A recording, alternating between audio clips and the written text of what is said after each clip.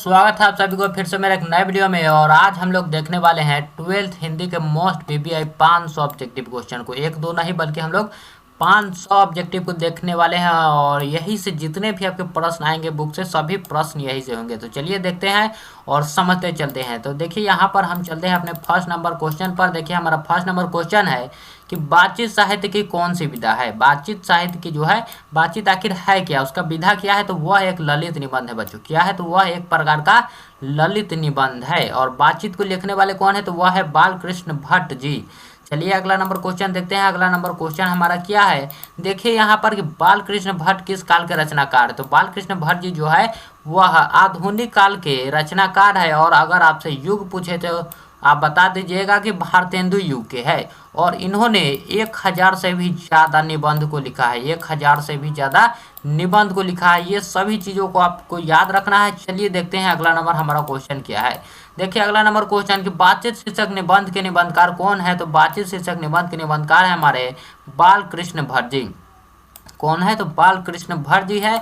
चलिए आगे देखते हैं अगला नंबर हमारा क्वेश्चन क्या कहता है कि 100 अजान एक सुजान नामक उपन्यास के उपन्यासकार कौन है। तो क्या है, 100 अजान एक सुजान। 100 अजान एक सुजान के लेखक है हमारे बालकृष्ण भट्ट जी। और यह क्या है, तो यह एक प्रकार का बच्चों उपन्यास है। 100 अजान एक सुजान क्या है, अगर पूछा जाए आपसे तो यह एक प्रकार का उपन्यास है।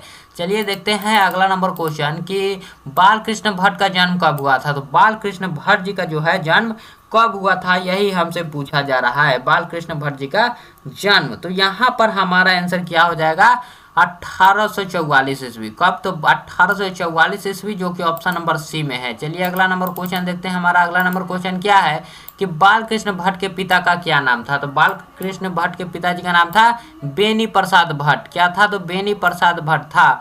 चलिए अगला नंबर क्वेश्चन देखते हैं। हम लोगों का अगला नंबर क्वेश्चन क्या है कि बालकृष्ण भट्ट किस युग के रचनाकार एवं साहित्यकार है। युग पूछा, मैंने ऊपर ही आपको बताया था युग जो था इनका भारतेंदु युग था। क्या था, तो भारतेंदु युग था। द्वितीय युग किसका था, तो चंद्र शर्मा गुलेरी जी का। चलिए अगला नंबर क्वेश्चन देखते हैं। अगला नंबर क्वेश्चन क्या है कि बातचीत शीर्षक निबंध के अनुसार रस का समुद्र किनकी बातों में उमड़ा चलाता है। तो बातचीत शीर्षक निबंध यानी कि यहाँ पर बालकृष्ण भट्ट जी जो बताते हैं कि जब दो सहेलियां बातचीत करती है तो उसकी बातचीत में ऐसे मालूम चलता है जैसे रस का समुद्र उमड़ा चला आए। समझ गए, यहाँ पर ऑप्शन नंबर ए जो है यहाँ पर सही हो जाएगा, ऑप्शन नंबर ए।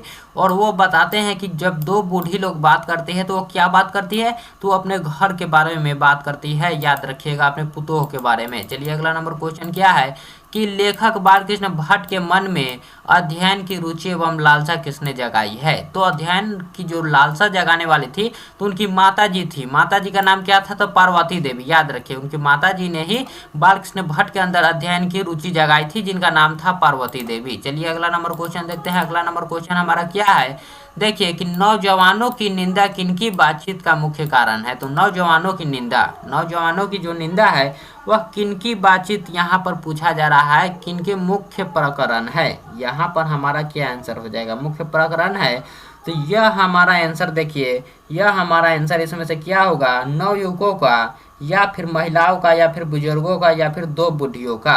यहाँ पर आंसर क्या होगा, तो यहाँ पर हमारा हो जाएगा क्या, बुजुर्गों का। क्या हो जाएगा, बुजुर्गों का। कि नौजवान की निंदा जो है वह बुजुर्ग लोग ही करते हैं। और वो कहते हैं कि जब हम नौजवान थे तो ये करते थे वो करते थे, इस प्रकार से वो बोलते हैं। चलिए अगला नंबर क्वेश्चन देखते हैं। अगला नंबर हमारा क्वेश्चन क्या कहता है, देखिए कि उसने कहा था किस लेखक की रचना है। उसने कहा था, आप चैप्टर में हम लोग आ चुके हैं और जितने भी मेन क्वेश्चन है उसी को आज हम लोग देखने वाले हैं।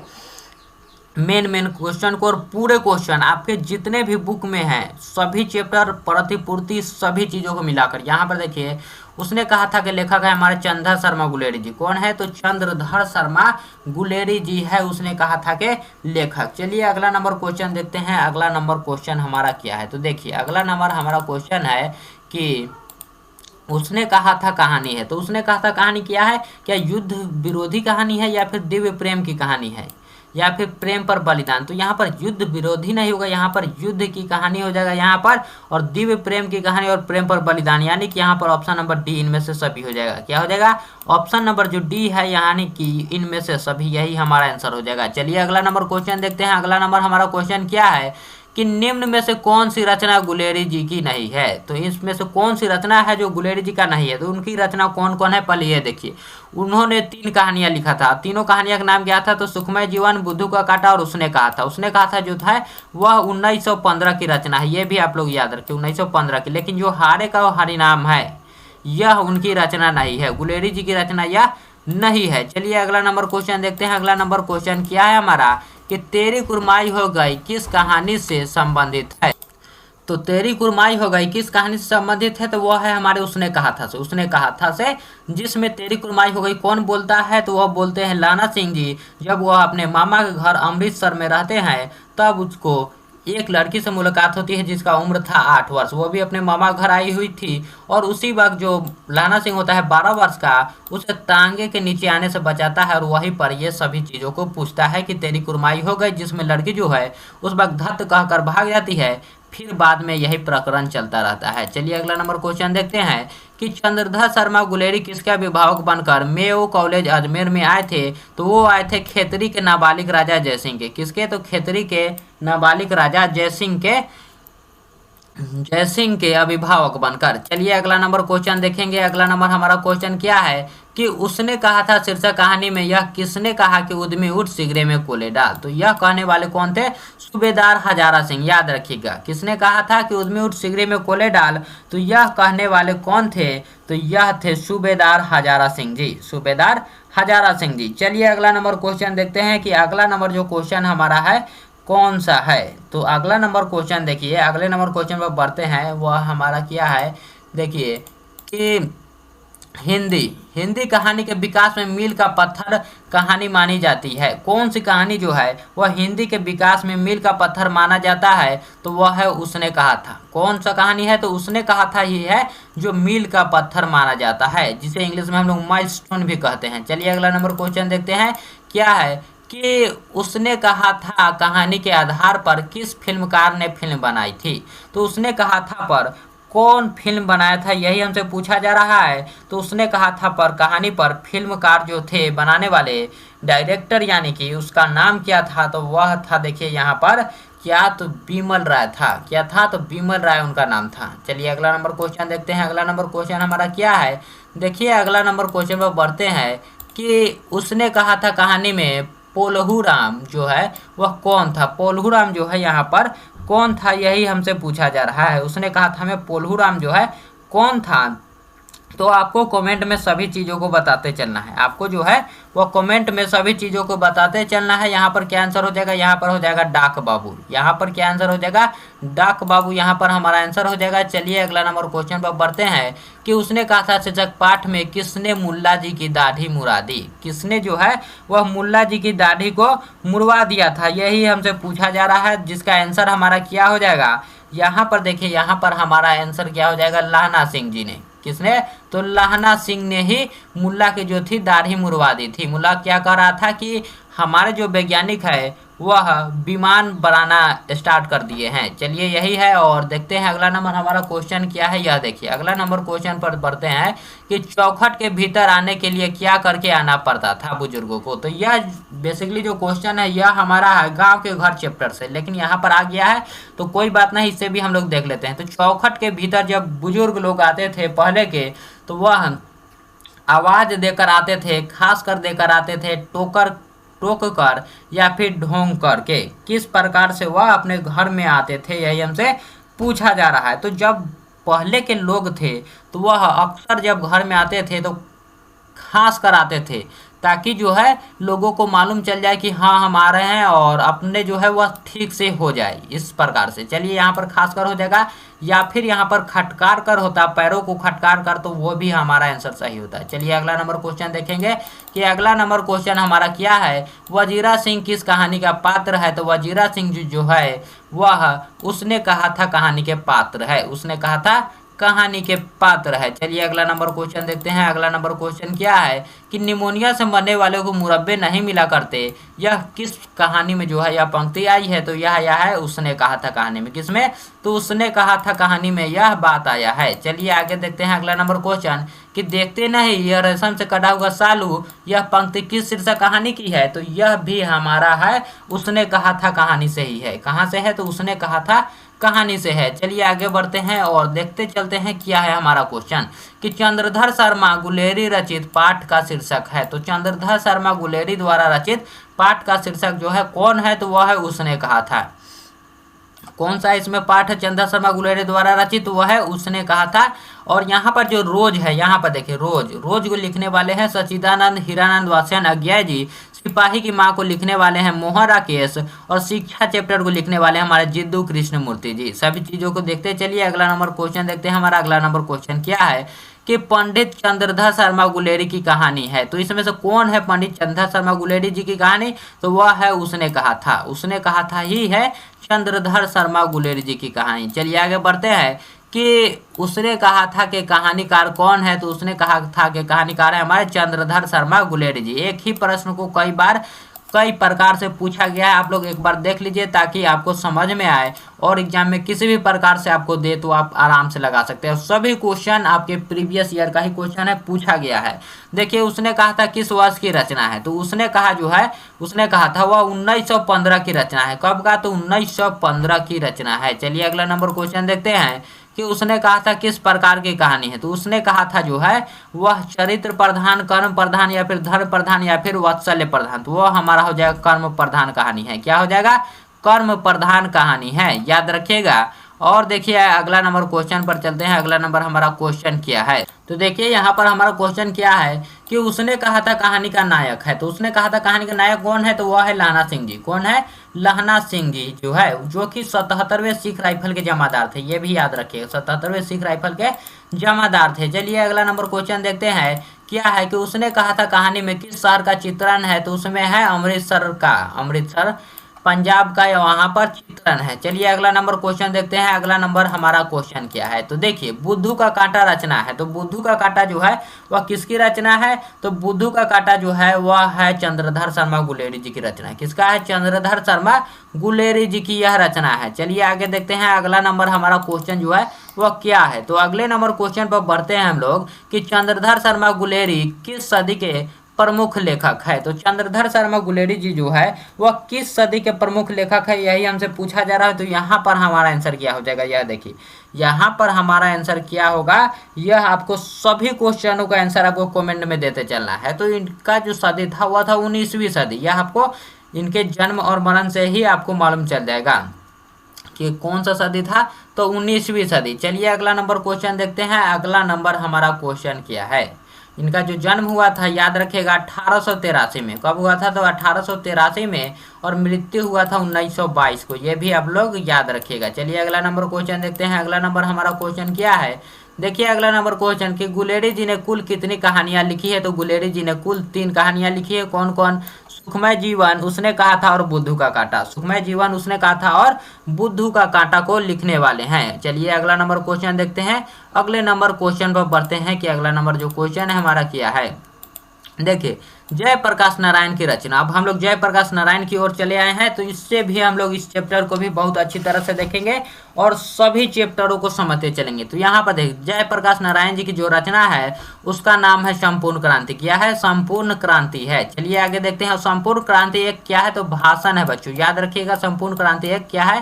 तो यह एक प्रकार का भाषण है, भाषण है। चलिए आगे देखते हैं। अगला नंबर क्वेश्चन हमारा क्या है?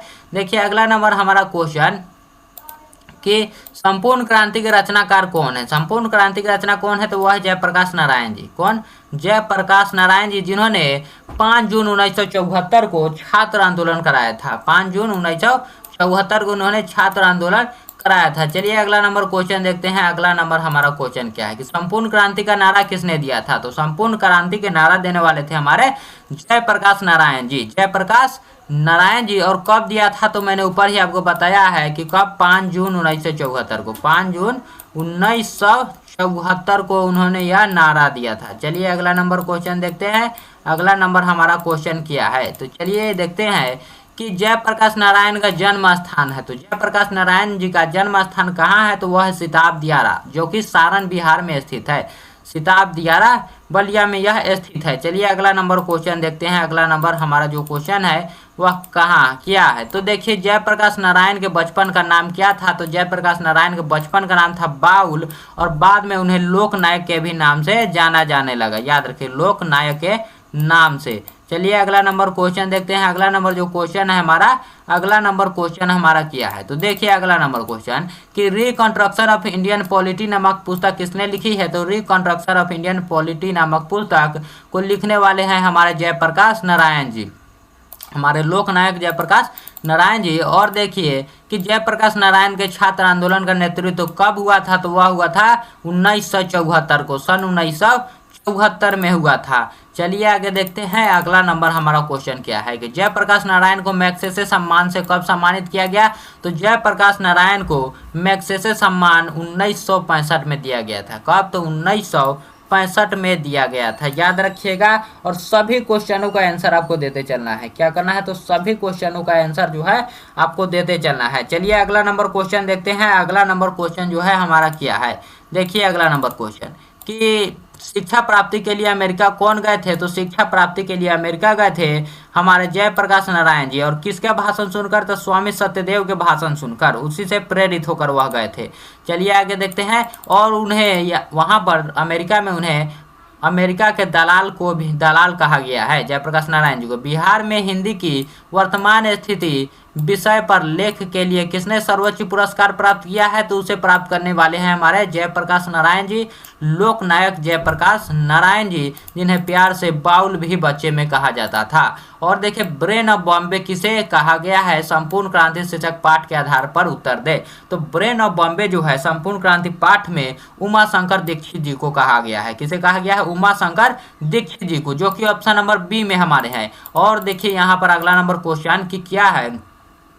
जयप्रकाश नारायण के अनुसार सदानंद जी किस प्रेस के मालिक थे। तो जयप्रकाश नारायण के अनुसार जो सदानंद जी थे वह फ्री प्रेस के मालिक थे। किसके थे, तो वह फ्री प्रेस के मालिक थे।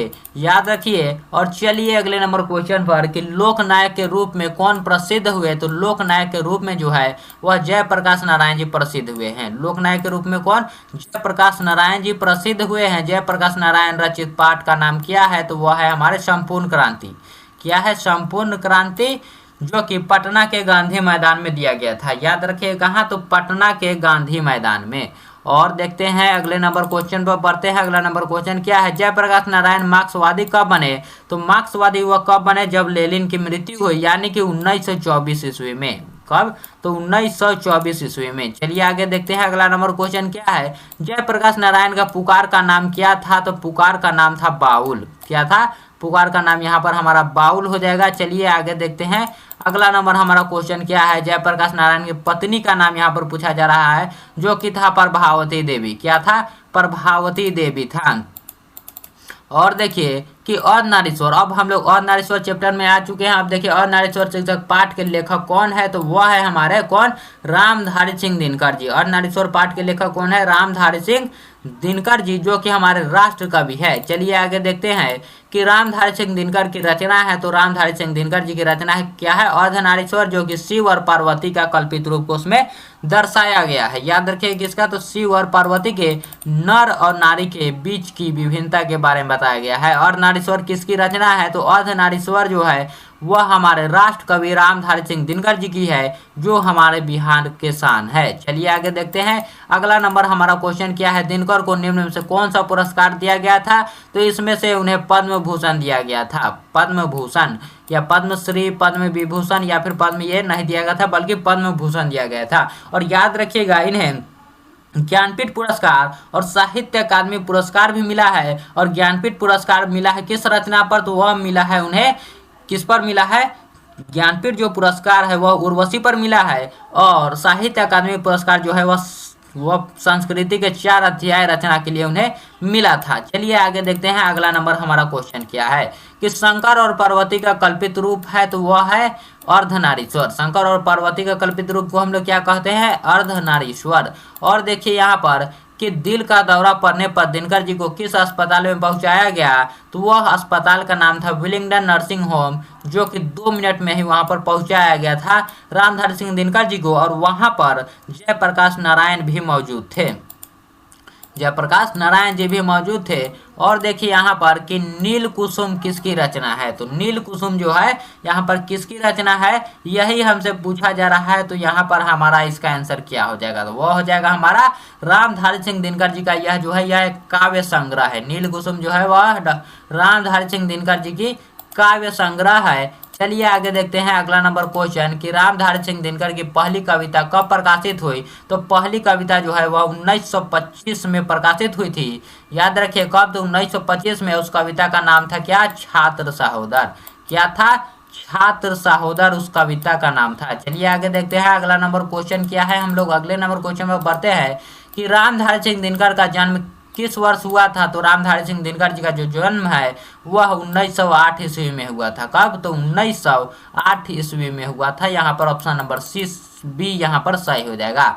अपने जीवन के अंतिम दिनों में किसने नारीत्व की साधना की थी, तो अंतिम दिनों में नारीत्व की साधना करने वाले थे हमारे महात्मा गांधी जी। किसने, तो महात्मा गांधी जी जो है वही हमारे करने वाले थे।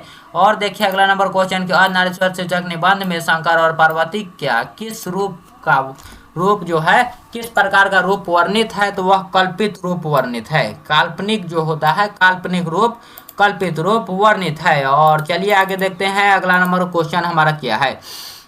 रामधारी सिंह दिनकर किस विश्वविद्यालय में उप कुलपति के पद पर रह चुके हैं, तो वह हमारा हो जाएगा भागलपुर विश्वविद्यालय। कौन सा विश्वविद्यालय, तो भागलपुर विश्वविद्यालय यहाँ पर हमारा बिल्कुल राइट आंसर होगा। और देखिए अर्धनारीश्वर कल्पित रूप है किसका, तो शंकर और पार्वती का। किसका, शंकर और पार्वती का है अर्धनारीश्वर कल्पित रूप। और देखिए अगला नंबर क्वेश्चन कि रामधारी सिंह दिनकर की पहली कविता पुस्तक प्रणभंग जब प्रकाशित हुई तब वे कितने वर्ष के उस वक्त थे, तो वह थे उस वक्त 21 वर्ष के। जब उनका काव्य पुस्तक जब प्रणभंग प्रकाशित हुआ तब वह 21 वर्ष के थे उस वक्त। चलिए आगे देखते हैं अगला नंबर जो हमारा क्वेश्चन है वह क्या है कि रोज शीर्षक कहानी के लेखक है, तो रोज जो कहानी है उसके लेखक कौन है, वह है हमारा सच्चिदानंद हीरानंद वात्स्यायन जी। कौन है, तो सच्चिदानंद हीरानंद वात्स्यायन जी जिनके पिताजी का नाम है डॉक्टर हीरानंद शास्त्री।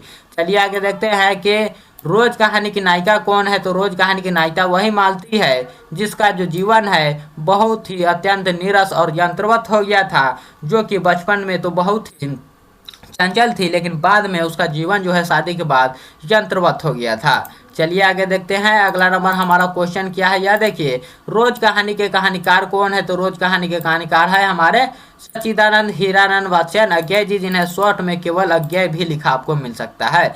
मालती के पति का नाम क्या है, तो मालती के पति का नाम महेश्वर था। याद रखिए महेश्वर था जो कि एक डॉक्टर था। क्या था, तो डॉक्टर था जो कि गैंग्रीन बीमारी का इलाज करता था। और इसके बेटे का नाम था क्या, टीटी। याद रखिए मालती के बेटे का नाम था टीटी था। चलिए आगे देखते हैं अगला नंबर क्वेश्चन हमारा क्या कहता है। देखिए कि अज्ञेय के पिता का नाम क्या था, अज्ञेय जी के पिता का नाम था डॉक्टर हीरानंद शास्त्री। क्या था, ऑप्शन नंबर सी जो कि है डॉक्टर हीरानंद शास्त्री। चलिए आगे बढ़ते हैं अगला नंबर क्वेश्चन है कि निम्न में से किस कहानी में गैंग्रीन का उल्लेख है। गैंग्रीन का जो उल्लेख है वह रोज कहानी में है और गैंग्रीन बीमारी का इलाज करता था उस मालती का पति। जो गैंग्रीन बीमारी जो है वह कैसे होता था, तो कांटा चुभने के कारण होता था। कैसे, तो कांटा चुभने के कारण होता था। सच्चिदानंद हीरानंद वात्स्यायन की माता जी का नाम क्या है, तो माता जी का नाम क्या था, यह देखिए जयंती देवी यहाँ पर हमारा आंसर हो जाएगा। ऑप्शन ए जो है यहाँ पर हमारा सही हो जाएगा। और देखिए कि अज्ञेय जी ने नियमित लेखन जो है वह कब शुरू किया था। यहाँ पर अज्ञेय जी ने नियमित लेखन कब शुरू किया था, तो वह किए थे 1930 ईस्वी के बाद। कब, 1930 ईस्वी के बाद यहाँ पर हमारा आंसर हो जाएगा। चलिए बढ़ते हैं अगला नंबर जो क्वेश्चन है हमारा, अगला नंबर क्वेश्चन हमारा क्या है। देखिए अगला नंबर क्वेश्चन पर बढ़ते हैं। अगला नंबर हमारा क्वेश्चन क्या कहता है कि रोज शीर्षक पाठ में पलंग के नीचे कौन गिर पड़ा, तो रोज शीर्षक पाठ में जो है वह पलंग के नीचे गिर पड़ा था कौन, तो मालती का जो बेटा था, मालती और महेश्वर का जो बेटा था टीटी वही गिरा था। मालती और महेश्वर का बेटा। और जो टीटी था वह क्या करता था, दिन भर या तो रोता था या फिर सोते रहता था, यही उसमें उल्लेख किया गया है। चलिए अगला नंबर क्वेश्चन बढ़ते हैं कि स्वाधीनता आंदोलन में क्या है कि स्वाधीनता आंदोलन में उग्र और विरोधी विचार वाले एक क्रांतिकारी के रूप में किन की भूमिका रही है। किनकी भूमिका रही है, देखिए ओम प्रकाश वाल्मीकि, उदय प्रकाश या फिर सच्चिदानंद हिरानंदवासियान या फिर जे कृष्णमूर्ति। और यहाँ पर क्वेश्चन देखिए क्या है, स्वाधीनता आंदोलन में क्या है क्वेश्चन कि स्वाधीनता आंदोलन में यहाँ पर जो कि हमारा आंसर हो जाएगा क्या, सच्चिदानंद हिरानंद वात्स्यायन जी जो एक क्रांतिकारी दल में भी शामिल थे, ये भी आप लोग याद रखिएगा। और बढ़ते हैं अगले नंबर क्वेश्चन पर। देखिए अगला नंबर क्वेश्चन हमारा क्या है कि बचपन में खेलने के लिए सच्चिदानंद हिरानंद वात्स्यायन ने कौन सा नाटक लिखा था। तो बचपन में खेलने के लिए उन्होंने इंद्र सभा की रचना की थी। किसकी, इंद्र सभा नामक रचना की रचा था उन्होंने। मालती किस कहानी की पात्र है, तो मालती जो है वह पात्र नहीं बल्कि एक पात्रा है, वह लड़की है जो कि हमारा हो जाएगा रोज कहानी की। रोज कहानी की वह पात्रा है, वह भी मुख्य पात्रा है। चलिए आगे देखते हैं अगला नंबर क्वेश्चन क्या है कि रोज शीर्षक कहानी में मालती किस लिए बर्तन गर्म पानी में क्यों धो रही थी, यही हमसे पूछा जा रहा है। तो बर्तन जो है गर्म पानी से धो रही थी दही जमाने के लिए। मालती जो है वह दही जमाने के लिए बर्तन को गर्म पानी से धो रही थी। चलिए आगे देखते हैं अगला नंबर क्वेश्चन कि मालती के बच्चे का नाम क्या था। तो वह था टीटी। क्या था बच्चों, यहाँ पर हमारा आंसर हो जाएगा टीटी उसका नाम था। और देखिए अगला नंबर क्वेश्चन कि एक लेख और एक पत्र के लेखक कौन है। यहाँ पर हमसे देखिए कितना बार पूछा गया है, 12, 13, 18, 22 और 23, इतना बार, जो कि 2026 में भी पूछने की चांस है। तो एक लेख और एक पत्र, एक लेख जिस चैप्टर में है एक लेख लिखा हुआ है और एक पत्र जिसके लेखक है हमारे महान क्रांतिकारी भगत सिंह जी, महान क्रांतिकारी भगत सिंह जी। चलिए आगे देखते हैं इनके बारे में और भी चीज़ों को जानते हैं।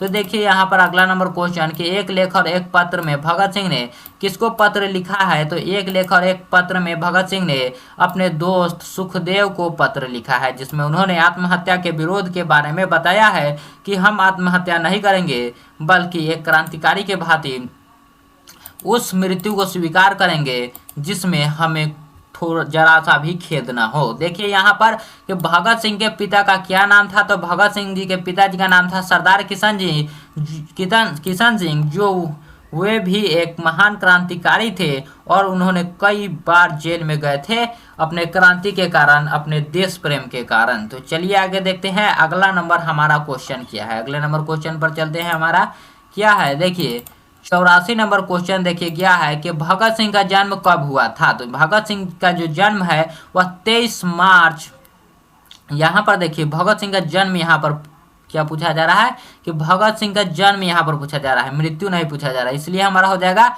28 सितंबर 1907, 28 सितंबर 1907। और इनकी मृत्यु के बारे में अगर पूछा जाए तो वह हमारा हो जाएगा 23 मार्च, याद रखिएगा 23 मार्च 1931 हो जाएगा इनके मृत्यु के बाद, याद रखिएगा। चलिए आगे देखते हैं अगला नंबर क्वेश्चन।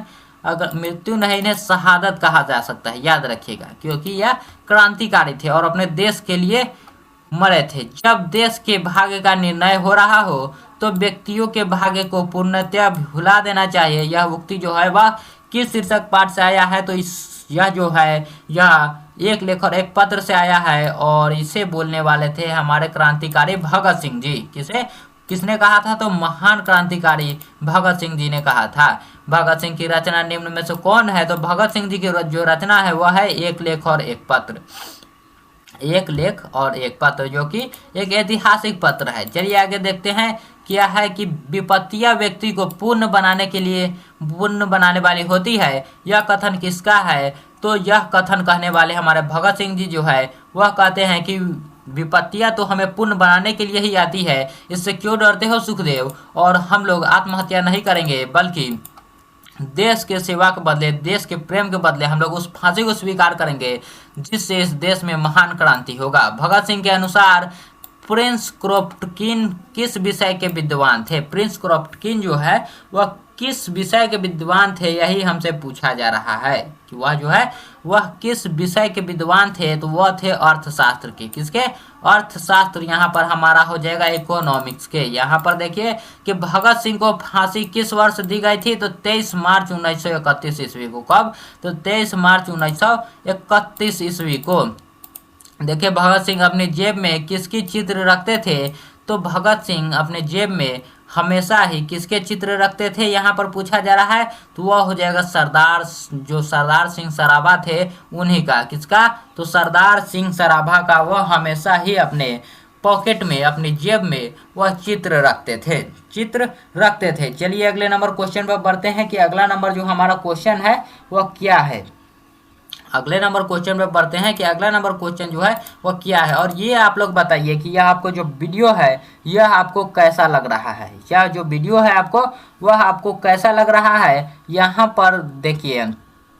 अगर वह अच्छा लग रहा है तो आप लोग एक बार कमेंट जरूर कर दीजिएगा, एक बार कमेंट कर दीजिए। चलिए बढ़ते हैं अब क्वेश्चन पर।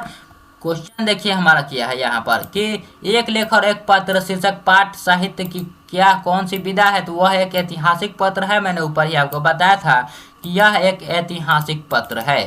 चलिए आगे देखते हैं कि ओ सदा नीरज शीर्षक पाठ के लेखक कौन है, तो ओ सदा नीरज शीर्षक पाठ के लेखक है हमारे जगदीश चंद्र माथुर जी। कौन है? तो जगदीश चंद्र माथुर जी यहाँ पर हो जाएगा। चलिए आगे देखते हैं अगला नंबर हमारा क्वेश्चन क्या है। इनमें से कौन सी रचना जगदीश चंद्र माथुर जी की रचना है, तो ओ सदा नीरा जो है वह जगदीश चंद्र माथुर जी की रचना है। कौन? तो ओ सदा नीरा, जिसमें गंडक नदी को निमित्त बनाकर बताया गया है। और यहाँ पर देखिए बहुजन संप्रेषण के माध्यम जो है वह पुस्तक किसने लिखा है, तो उसे भी लिखने वाले हमारे जगदीश चंद्र माथुर जी है। किसने? तो जगदीश चंद्र माथुर जी। देखिए यहाँ पर क्यों सदा नीरा किस विधा के अंतर्गत आता है, तो यह एक निबंध है। यहाँ पर अगर आपको यात्रा वृत्तांत भी दे तो वो भी हमारा सही हो जाएगा, यात्रा वृत्तांत भी। देखिए यहाँ पर जरा सा क्वेश्चन इधर उधर हो चुका है, तो यहाँ पर देखिए ओ सदा नीरा शीर्षक निबंध में वर्णित मन कैसे ताल है, तो वह है गहरे और विशाल ताल। गहरे और विशाल ताल है, याद रखिए। और यहाँ पर देखिए 97 क्वेश्चन भी यहाँ पर आ चुका है, तो यहाँ पर ही देख लेते हैं। ओ सदा नीरा शीर्षक पाठ के अनुसार सन 1962 में बाढ़ का दृश्य जिन्होंने देखा उन्हें रामचरितमानस के कौन सी क्रोध रूपी नदी की बाढ़ याद आ गई थी, तो वह कौन सी याद आ गई थी, तो वह याद आ गया था केकई का। याद रखे केकई का जो था वही उन्हें याद आ गया था। चलिए अगला नंबर क्वेश्चन देखते हैं। अगला नंबर क्वेश्चन हमारा क्या है, अगले नंबर क्वेश्चन पर बढ़ते हैं। देखिए कि ओ सदा नीरा पाठ के अनुसार गांधी जी ने आश्रम विद्यालय कहाँ स्थापित किया था, तो उन्होंने 3 जगह पर आश्रम विद्यालय को स्थापित किया था। बरहरवा, मधुबन, यहाँ पर मधुबन नहीं होगा बल्कि मधुबन हो जाएगा, मधुबन और भितिहरवा में। बरहरवा, मधुबन और भितिहरवा में। चलिए अगला नंबर क्वेश्चन देखते हैं। अगला नंबर क्वेश्चन क्या है कि सन 1917 में भितिहरवा में किसकी तूती बोलती थी, तो किसकी तूती बोलती थी, तो यहाँ पर एमन साहब, जो अंग्रेज था वहाँ का एमन साहब, जो कि बहुत ही नालायक किस्म का आदमी था, बहुत ही नालायक किस्म का आदमी था। चलिए आगे देखते हैं। और एमन साहब ही था, उसे इसने ही गांधी जी का जो वहां पर एक कुटिया होता है उसे जला दिया था, याद रखिएगा। चलिए आगे देखते हैं। अगला नंबर हमारा क्वेश्चन क्या है। आईएएस की परीक्षा उत्तीर्ण करने के बाद जगदीश चंद्र माथुर जी प्रशिक्षण के लिए कहाँ गए थे, तो प्रशिक्षण के लिए आईएएस के बाद वह इंग्लैंड गए थे। याद रखिए कहाँ गए थे, तो इंग्लैंड गए थे वहां पर, याद रखिए। चलिए आगे देखते हैं। अगला नंबर जो क्वेश्चन है हमारा, अगला नंबर हमारा क्वेश्चन क्या है, तो देखिए अगले नंबर क्वेश्चन पर बढ़ते हैं कि आपस में धांगर किस भाषा में बात करते हैं, तो आपस में धांगर जो है वह मिश्रित उराव भाषा में बात करते हैं। क्या? तो मिश्रित उराव भाषा में। चलिए आगे देखते हैं। अगला नंबर क्वेश्चन क्या है कि ओ सदा नीरा शीर्षक निबंध किस पुस्तक से उद्धृत है, तो ओ सदा नीरा जो है वह बोलते क्षण से लिया गया है। कहाँ से? बोलते क्षण से लिया गया है। और देखिए चलते हैं, निम्नलिखित में से किसने कालिदास अवार्ड से सम्मानित है, कौन जो है वह कालिदास अवार्ड से सम्मानित है, तो वह है हमारे जगदीश चंद्र माथुर जी। कौन? तो जगदीश चंद्र माथुर जी वह सम्मानित है। और देखिए कि गोरखपुर जिले में गंडक नदी को क्या कहा जाता है, तो गोरखपुर जिले में जो है वह गंडक नदी को नारायणी नदी कहा जाता है। क्या? नारायणी नदी के भी नाम से गंडक नदी को जाना जाता है, याद रखिएगा। और देखिए कि गंडक नदी की चर्चा किस शीर्षक पाठ में है, तो वह है हमारे ओ सदा नीरा में। गंडक नदी को यहाँ पर जो शुरू से ही चंचल बताया गया है। धांगरों, यहाँ पर धांगर होगा, धांगरों को 18वीं शताब्दी के अंत में किस कार्य के लिए लाया गया था? तो धांगरों को लाया गया था नील की खेती के लिए, क्योंकि उस वक्त जो था नील की बहुत ही मांग थी और उस वक्त अंग्रेज जो है वह नील की खेती के लिए गरीब किसानों पर अत्याचार करते थे। वो कहते थे कि 20 कट्ठा खेत में 3 कट्ठा में क्या, तो नील की खेती करना है। किस चीज की? तो नील की खेती करना है। देखिए अगला नंबर क्वेश्चन कि 3 कठिया प्रथा का संबंध किससे है? तो 3 कठिया प्रथा का संबंध जो है वह नील की खेती से है। और चंपारण आंदोलन में गांधी जी के सलाहकार कौन थे? तो चंपारण आंदोलन में जो है, चंपारण आंदोलन में यहाँ पर गांधी जी के सलाहकार कौन थे? सलाहकार कौन थे? तो वह थे हमारे हरबंश सहाय जी। कौन थे? तो यहाँ पर हमारा हो जाएगा हरबंश सहाय। चलिए आगे देखते हैं अगला नंबर क्वेश्चन क्या है। अगले नंबर क्वेश्चन पर हम लोग बढ़ते हैं। तो चलिए अगले नंबर क्वेश्चन पर बढ़ते हैं कि अगला नंबर जो क्वेश्चन है वह क्या है।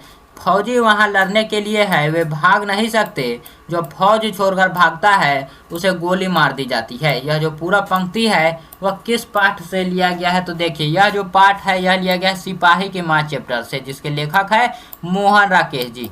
कौन है? तो मोहन राकेश जी इसके लेखक है। जिसमें जब वह सिख लड़की आई होती है तो वही बिस्नी को बोलती है कि फौजी वहां लड़ने के लिए है, वह भाग नहीं सकते, क्योंकि बिस्नी का जो बेटा है मानक वह बर्मा के युद्ध में लड़ने गया है, और वही की यह बात था। चलिए देखते हैं सिपाही की माँ के रचनाकार कौन है। तो सिपाही की माँ के रचनाकार है मोहन राकेश जी, मोहन राकेश जी। और चलिए आगे देखते हैं अगला नंबर क्वेश्चन कि रंगून कहाँ है? तो रंगून जो है वह बर्मा में है। कहाँ है? बर्मा में, जहाँ युद्ध छिड़ गया है। और देखिए मोहन राकेश रचित नाटक संग्रह है, संग्रह जो है वह कौन है इसमें से, यही हमसे पूछा जा रहा है। किसमें से जो मोहन राकेश द्वारा रचित कौन सा संग्रह है? तो आषाढ़ का एक दिन जो है वह मोहन राकेश द्वारा रचित है, आषाढ़ का एक दिन। सिपाही के माँ का रचयिता कौन है? तो सिपाही के माँ का रचयिता है मोहन राकेश जी, याद रखिएगा। चलिए आगे देखते हैं अगला नंबर क्वेश्चन क्या है कि मोहन राकेश के बचपन का क्या नाम था? तो मोहन राकेश के बचपन का नाम था मदन मोहन गुगलानी। क्या था? मदन मोहन गुगलानी। यहाँ पर हमारा बिल्कुल राइट आंसर हो जाएगा। चलिए देखते हैं कि मोहन राकेश किस आंदोलन के प्रमुख हस्ताक्षर थे? तो वह थे किस कहानी के? तो नई कहानी आंदोलन के। बच्चों किसके थे? तो वह हो जाएगा हमारे यहाँ पर नई कहानी आंदोलन के। चलिए आगे बढ़ते हैं। अगला नंबर हमारा जो क्वेश्चन है वह क्या है? सिपाही के माँ शीर्षक पाठ में हड्डियों का चलता फिरता ढांचा जो था वह कौन था? तो वह था दीनू कुम्हार। कौन था बच्चों? तो यहाँ पर हमारा आंसर हो जाएगा दीनू कुम्हार। यहाँ पर हमारा बिल्कुल राइट आंसर हो जाएगा। और देखिए कि जयशंकर प्रसाद का महाकाव्य इसमें से कौन है? तो जयशंकर प्रसाद का महाकाव्य यहाँ पर कामायनी हो जाएगा, जो कि तुमुल कोलाहल कलह में जो इस पाठ कामायनी से लिया गया है, यह जो है वहां से आ गया है क्वेश्चन। चलिए आगे बढ़ते हैं।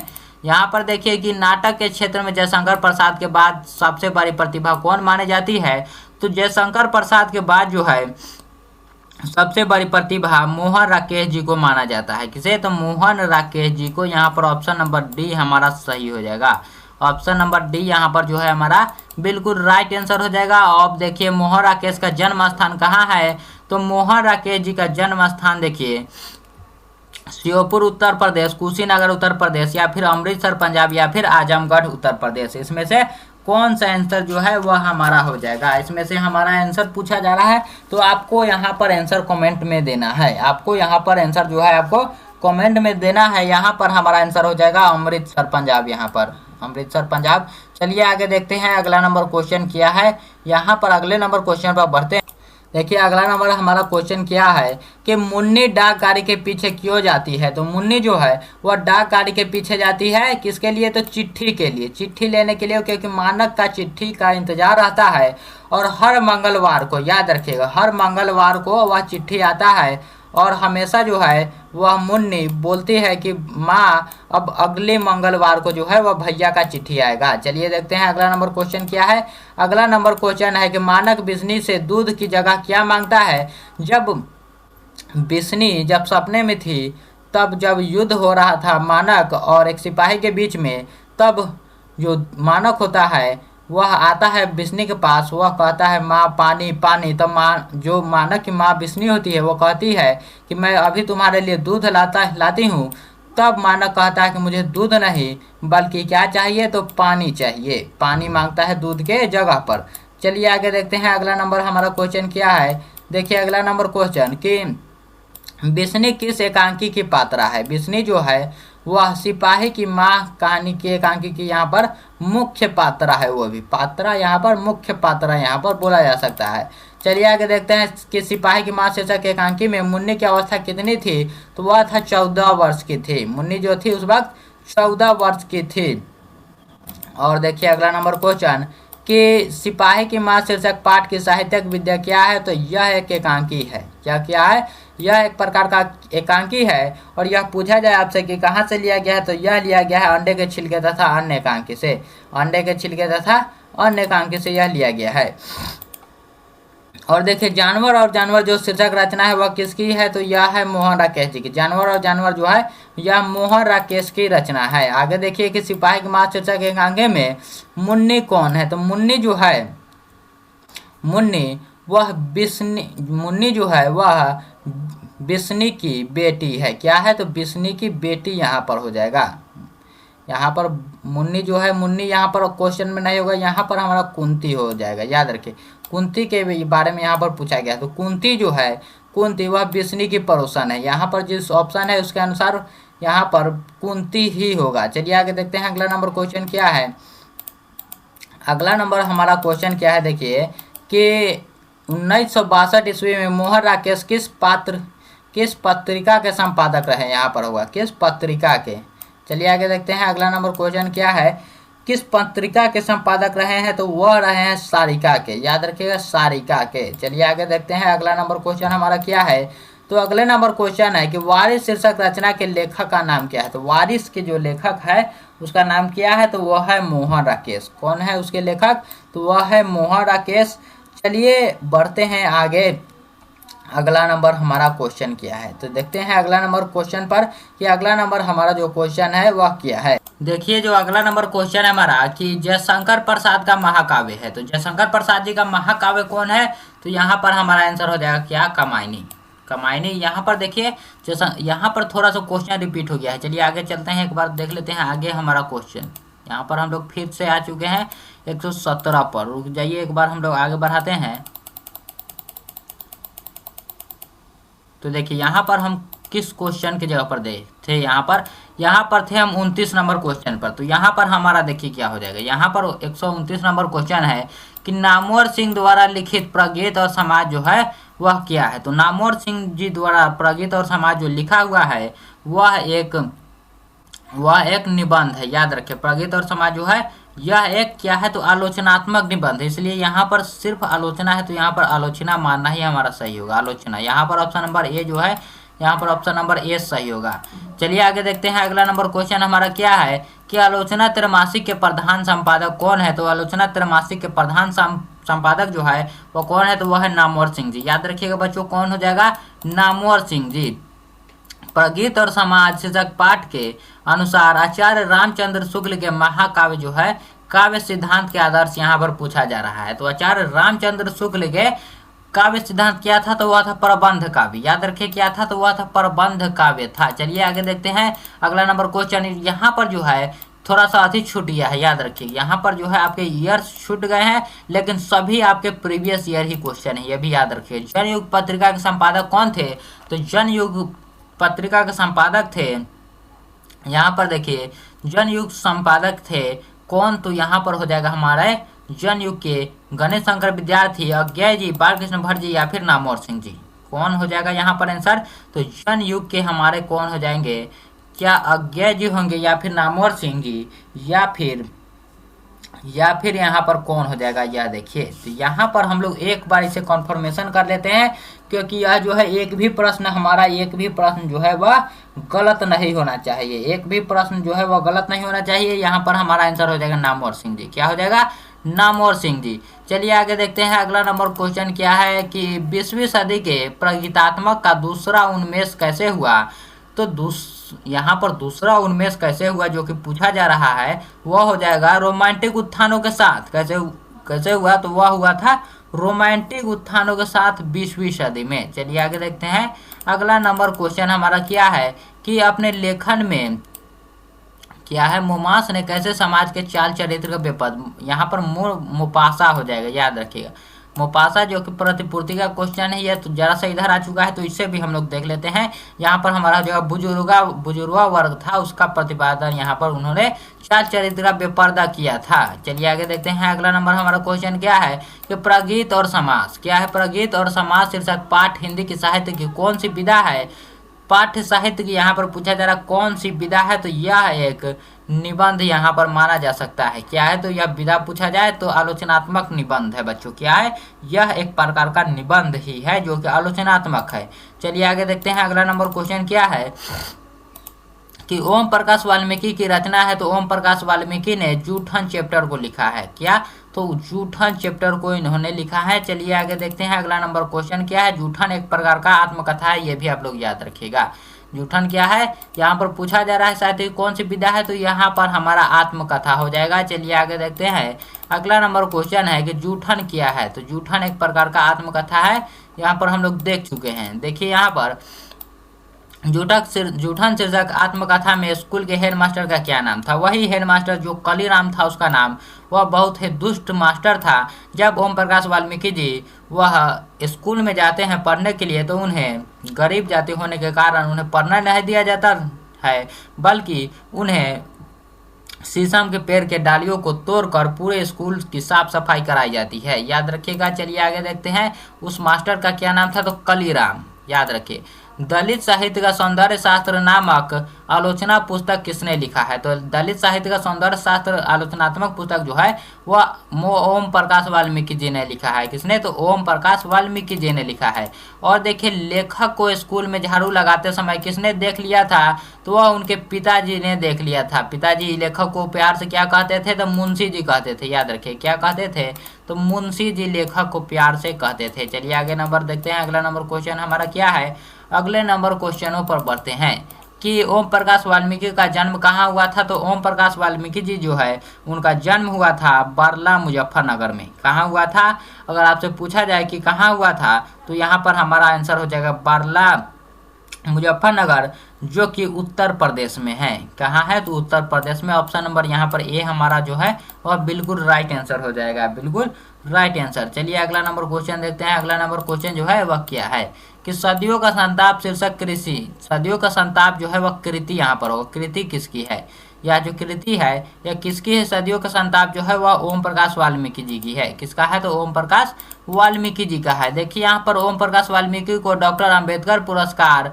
राष्ट्रीय पुरस्कार जो है डॉक्टर अंबेडकर राष्ट्रीय पुरस्कार कब प्राप्त हुआ था, तो ओम प्रकाश वाल्मीकि जी को 1993 ईस्वी में डॉक्टर अंबेडकर राष्ट्रीय पुरस्कार प्राप्त हुआ था। डॉक्टर अंबेडकर राष्ट्रीय पुरस्कार प्राप्त हुआ था। चलिए आगे देखते हैं। अगला नंबर क्वेश्चन हमारा क्या है, अगला नंबर क्वेश्चन है हमारा कि ओम प्रकाश और सुखदेव सिंह त्यागी किस शीर्षक पाठ के पात्र है। तो सुखदेव सिंह त्यागी वह भी एक दुष्ट आदमी था जिन्होंने ओम प्रकाश वाल्मीकि जी और उनकी माता जी को घर से भगा दिया था भोज के समय पर। और यह जो है यह जूठन चैप्टर में आया है। यह जो दोनों ही पात्र है यह जूठन चैप्टर के है। और देखिए यहाँ पर कि जूठन शीर्षक आत्मकथा के लेखक के बड़े भाई का नाम क्या है, तो बड़े भाई का नाम होता है सुखवीर। याद रखिए बड़े भाई का नाम होता है सुखवीर। और उनके जो मझले भाई थे यानी कि ओम प्रकाश वाल्मीकि जो बड़े थे और सुखवीर से छोटे, उनका नाम था जनेश्वर। चलिए अगले नंबर देखते हैं। अगला नंबर क्वेश्चन में कि जूठन शीर्षक पाठ में एक पशु की जो खाल है वह कितने रुपए में बिक जाती थी, कितने रुपए में यहाँ पर बिकती थी, यही हमसे पूछा जा रहा है। तो वह हो जाएगा हमारा 20 से 25 रुपए में। कितने, तो 20 से 25 रुपए में वह बिकता था। चलिए आगे देखते हैं कि अब और नहीं कविता संकलन किसके द्वारा रचित है।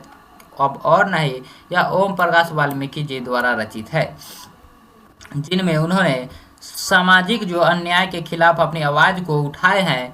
चलिए आगे देखते हैं। अगला नंबर क्वेश्चन क्या है, अगला नंबर क्वेश्चन क्या है कि ओम प्रकाश वाल्मीकि को परिवेश सम्मान किस वर्ष प्राप्त हुआ था। परिवेश सम्मान जो है वह 1997 ईस्वी में प्राप्त हुआ था। कब, तो 1997 ईस्वी में उन्हें परिवेश सम्मान से सम्मानित किया गया था। अगला नंबर क्वेश्चन पढ़ते हैं। अगला नंबर क्वेश्चन क्या है कि हंसते हुए मेरा अकेलापन किस विधा की रचना है। तो हंसते हुए मेरा अकेलापन जो है यह एक प्रकार का डायरी है। क्या है बच्चों, तो यह एक प्रकार का डायरी है जिसमें मल्य जी ने मल्ल जी ने अपनी पूरी तरह से अपने पूरे जीवन को वहां पर लिखा है लिखित में। चलिए आगे देखते हैं अगला नंबर क्वेश्चन। और वही बोलते हैं कि लिखने और भोगने का जो रिश्ता होता है वह द्वंद्वात्मक होता है।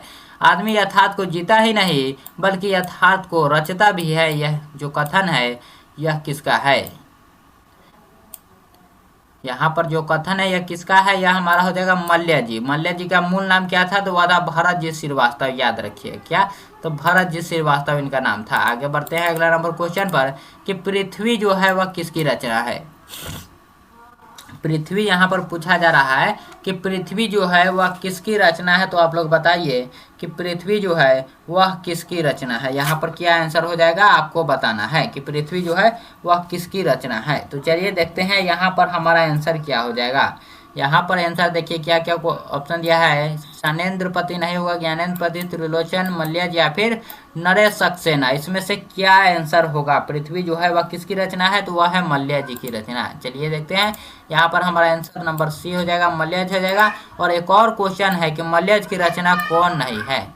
मल्ल की इसमें से जो कौन सी रचना है यहाँ पर नहीं है? तो यह हमारा यहाँ पर जो है सदियों का संताप, यह जो है यह मल्ल जी की नहीं है। सदियों का संताप जो है वह ओम प्रकाश वाल्मीकि जी का है। याद रखिएगा कौन सा है? ओम किसका है? तो ओम प्रकाश वाल्मीकि जी का। चलिए आगे देखते हैं अगला नंबर क्वेश्चन कि जख्म पर धूल जो है शीर्षक कविता किसकी है? तो जख्म पर धूल जो है वह किसकी है? यहाँ पर देखिए तो जख्म पर जो धूल है वह हो जाएगा मल्ल जी की रचना। किसकी?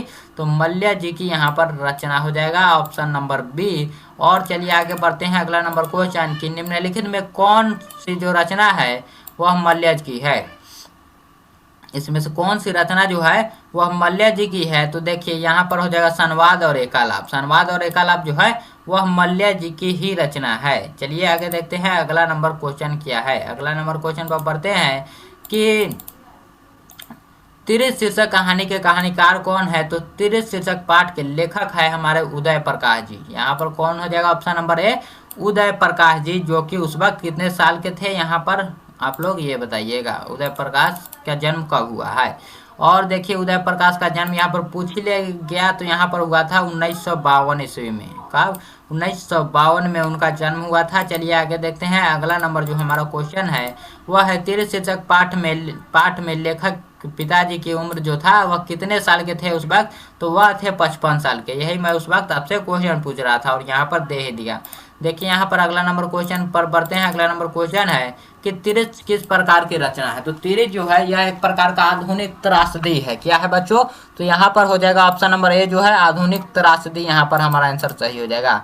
चलिए आगे देखते हैं अगला नंबर क्वेश्चन जो है हमारा क्या कहता है कि तिरिस शीर्षक पाठ में धतूरे के बीजों को पीसकर किसके साथ उबालकर काढ़ा तैयार किया जाता है? तो किसके साथ किया जाता है यही हमसे पूछा जा रहा है। तो इसका आंसर क्या हो जाएगा? तो यहाँ पर देखिए चीनी के साथ, गुड़ के साथ, या फिर अदरक के साथ, या फिर तांबे के पुराने सिक्के के साथ। यहाँ पर हमारा आंसर क्या होगा?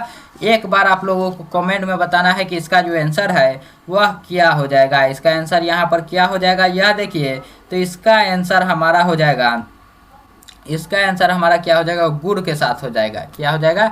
गुड़ के साथ यहाँ पर हमारा आंसर हो जाएगा। या फिर एक बार इसको देख ही लीजिएगा आप लोग। चलिए अगला नंबर क्वेश्चन पर बढ़ते हैं। अगला नंबर क्वेश्चन हमारा क्या है कि उदय प्रकाश की माता का नाम जो है वह क्या है? तो उदय प्रकाश जी की माता जी का नाम है मकुंदी देवी। क्या है? तो मकुंदी देवी उनकी माता जी का नाम है। चलिए आगे बढ़ते हैं। अगला नंबर जो क्वेश्चन है क्या है कि सारे शहर में क्या की जा रही है? तो सारे शहर में जो है वह यहाँ पर रोशनी की जा रही है। यह भी यह गांव के घर से लिया गया है। यह जो चैप्टर है यह गांव के घर से है, यहाँ पर याद रखिएगा। या फिर अगर पूछा जाए यहाँ पर देखिए एक और यहाँ पर बन सकता है कि सारे शहर में जो है वह क्या किया जा रहा है? सारे शहर में जो है यहाँ पर यही हो जाएगा, रोशनी की जा रही है। चलिए आगे बढ़ते हैं। वहाँ का जो क्वेश्चन है यहाँ पर आ चुका है। या फिर देखिए तिरिस शीर्षक कहानी के कहानीकार के अनुसार दशहरे का दिन किस पक्षी को जरूर देखना चाहिए? तो दशहरे के दिन जो है वह नीलकंठ पक्षी को देखना चाहिए। किसे? तो नीलकंठ पक्षी को यहाँ पर देखना चाहिए। चलिए अगला नंबर क्वेश्चन पर बढ़ते हैं कि पॉल गोमरा का जो स्कूटर है, पॉल गोमरा का स्कूटर वह किसकी रचना है? तो पॉल गोमरा का स्कूटर जो है यह किसकी रचना है? तो यह हो जाएगा उदय प्रकाश जी की रचना। उदय प्रकाश जी की यहाँ पर यह रचना है। चलिए अगला नंबर क्वेश्चन देखते हैं। अगला नंबर क्वेश्चन क्या है? अगला नंबर क्वेश्चन है कि तीर्थ शीर्षक पाठ में बैंक के नेपाली जो चौकीदार था उसका नाम क्या था। बैंक के यहाँ पर जो चौकीदार था उसका नाम यहाँ पर क्या हो जाएगा, यह देखिए उसका नाम यहाँ पर आपसे पूछा जा रहा है, जो कि क्या हो जाएगा, तो वह था, उसका नाम थापा था। याद रखिए क्या था, थापा था। चलिए आगे देखते हैं। अगला नंबर क्वेश्चन क्या है कि शिक्षा शीर्षक निबंध के निबंधकार है, तो शिक्षक जो शिक्षक है वह हमारे हो जाएंगे जिद्दू कृष्णमूर्ति जी की रचना, जिनका शॉर्ट में यहाँ पर लिखा गया है जे कृष्णमूर्ति। इनका पूरा नाम पूछा जाए तो जिद्दू कृष्णमूर्ति हो जाएगा। और लिडबेटर की नज़र में जे कृष्णमूर्ति क्या थे, तो वह थे विश्व शिक्षक। लिडबेटर मानते थे जे कृष्णमूर्ति जी को विश्व शिक्षक के रूप में वह देखते थे। चलिए आगे देखते हैं कि जे कृष्णमूर्ति का पूरा नाम क्या था, तो वह था जिद्दू कृष्णमूर्ति। क्या था, तो बच्चों जिद्दू कृष्णमूर्ति।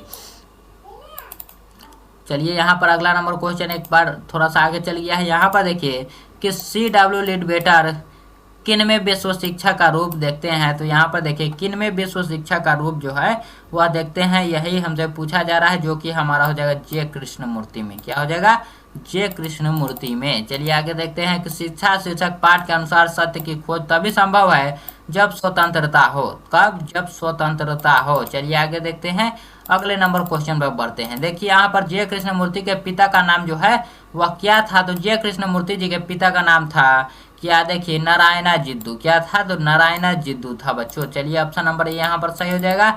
आगे बढ़ते हैं कि साम्यवादी जो है वह किससे लड़ रहा है, तो साम्यवादी जो है वह पूंजीवादी से लड़ रहा है। किससे बच्चों, तो वह साम्यवादी जो है वह पूंजीवादी से लड़ रहा है। और देखिए कि जे कृष्णमूर्ति की रचना जो है वह निम्न में से इसमें से कौन है, तो जे कृष्णमूर्ति जी की जो है वह शिक्षा चैप्टर को उन्होंने लिखा है। शिक्षा चैप्टर को, किस चैप्टर को, तो शिक्षा चैप्टर को। जे कृष्णमूर्ति का जन्म स्थान कहाँ है, तो जे कृष्णमूर्ति जी का जो जन्म स्थान है यहाँ पर देखिए वह क्या हो जाएगा, यहाँ पर जे कृष्णमूर्ति जी का जो जन्म स्थान है वह हो जाएगा मदनपल्ली चित्तूर। क्या हो जाएगा, मदनपल्ली चित्तूर। यहाँ पर हमारा आंसर हो जाएगा, क्या हो जाएगा, मदनपल्ली चित्तूर। चलिए आगे देखते हैं, जो कि आंध्र प्रदेश में है। ये भी आप लोग याद रखें, मदनपल्ली चित्तूर आंध्र प्रदेश में है। जहाँ भय है वहाँ मेधा नहीं हो सकती, या किस पाठ में पठित है, तो यह शिक्षा चैप्टर में। वह कहते हैं कि जब जब हम भय, जैसे जैसे हम लोग भयभीत होते हैं उसी प्रकार हम स्वतंत्रता से अलग होते जाते हैं, और तब हम सत्य की खोज नहीं कर सकते हैं। तो चलिए आगे देखते हैं, अगला नंबर क्वेश्चन क्या है कि जायसी किस शाखा के कवि है। अब हम लोग आ चुके हैं यहाँ पर पदखंड में। देखते हैं जायसी के बारे में। जायसी जो है वह प्रेम मार्गी शाखा के कवि है। किस मार्ग के, तो प्रेम मार्गी शाखा के कवि है। यह ठेठ अवधी भाषा में पद्मावत को लिखे हैं।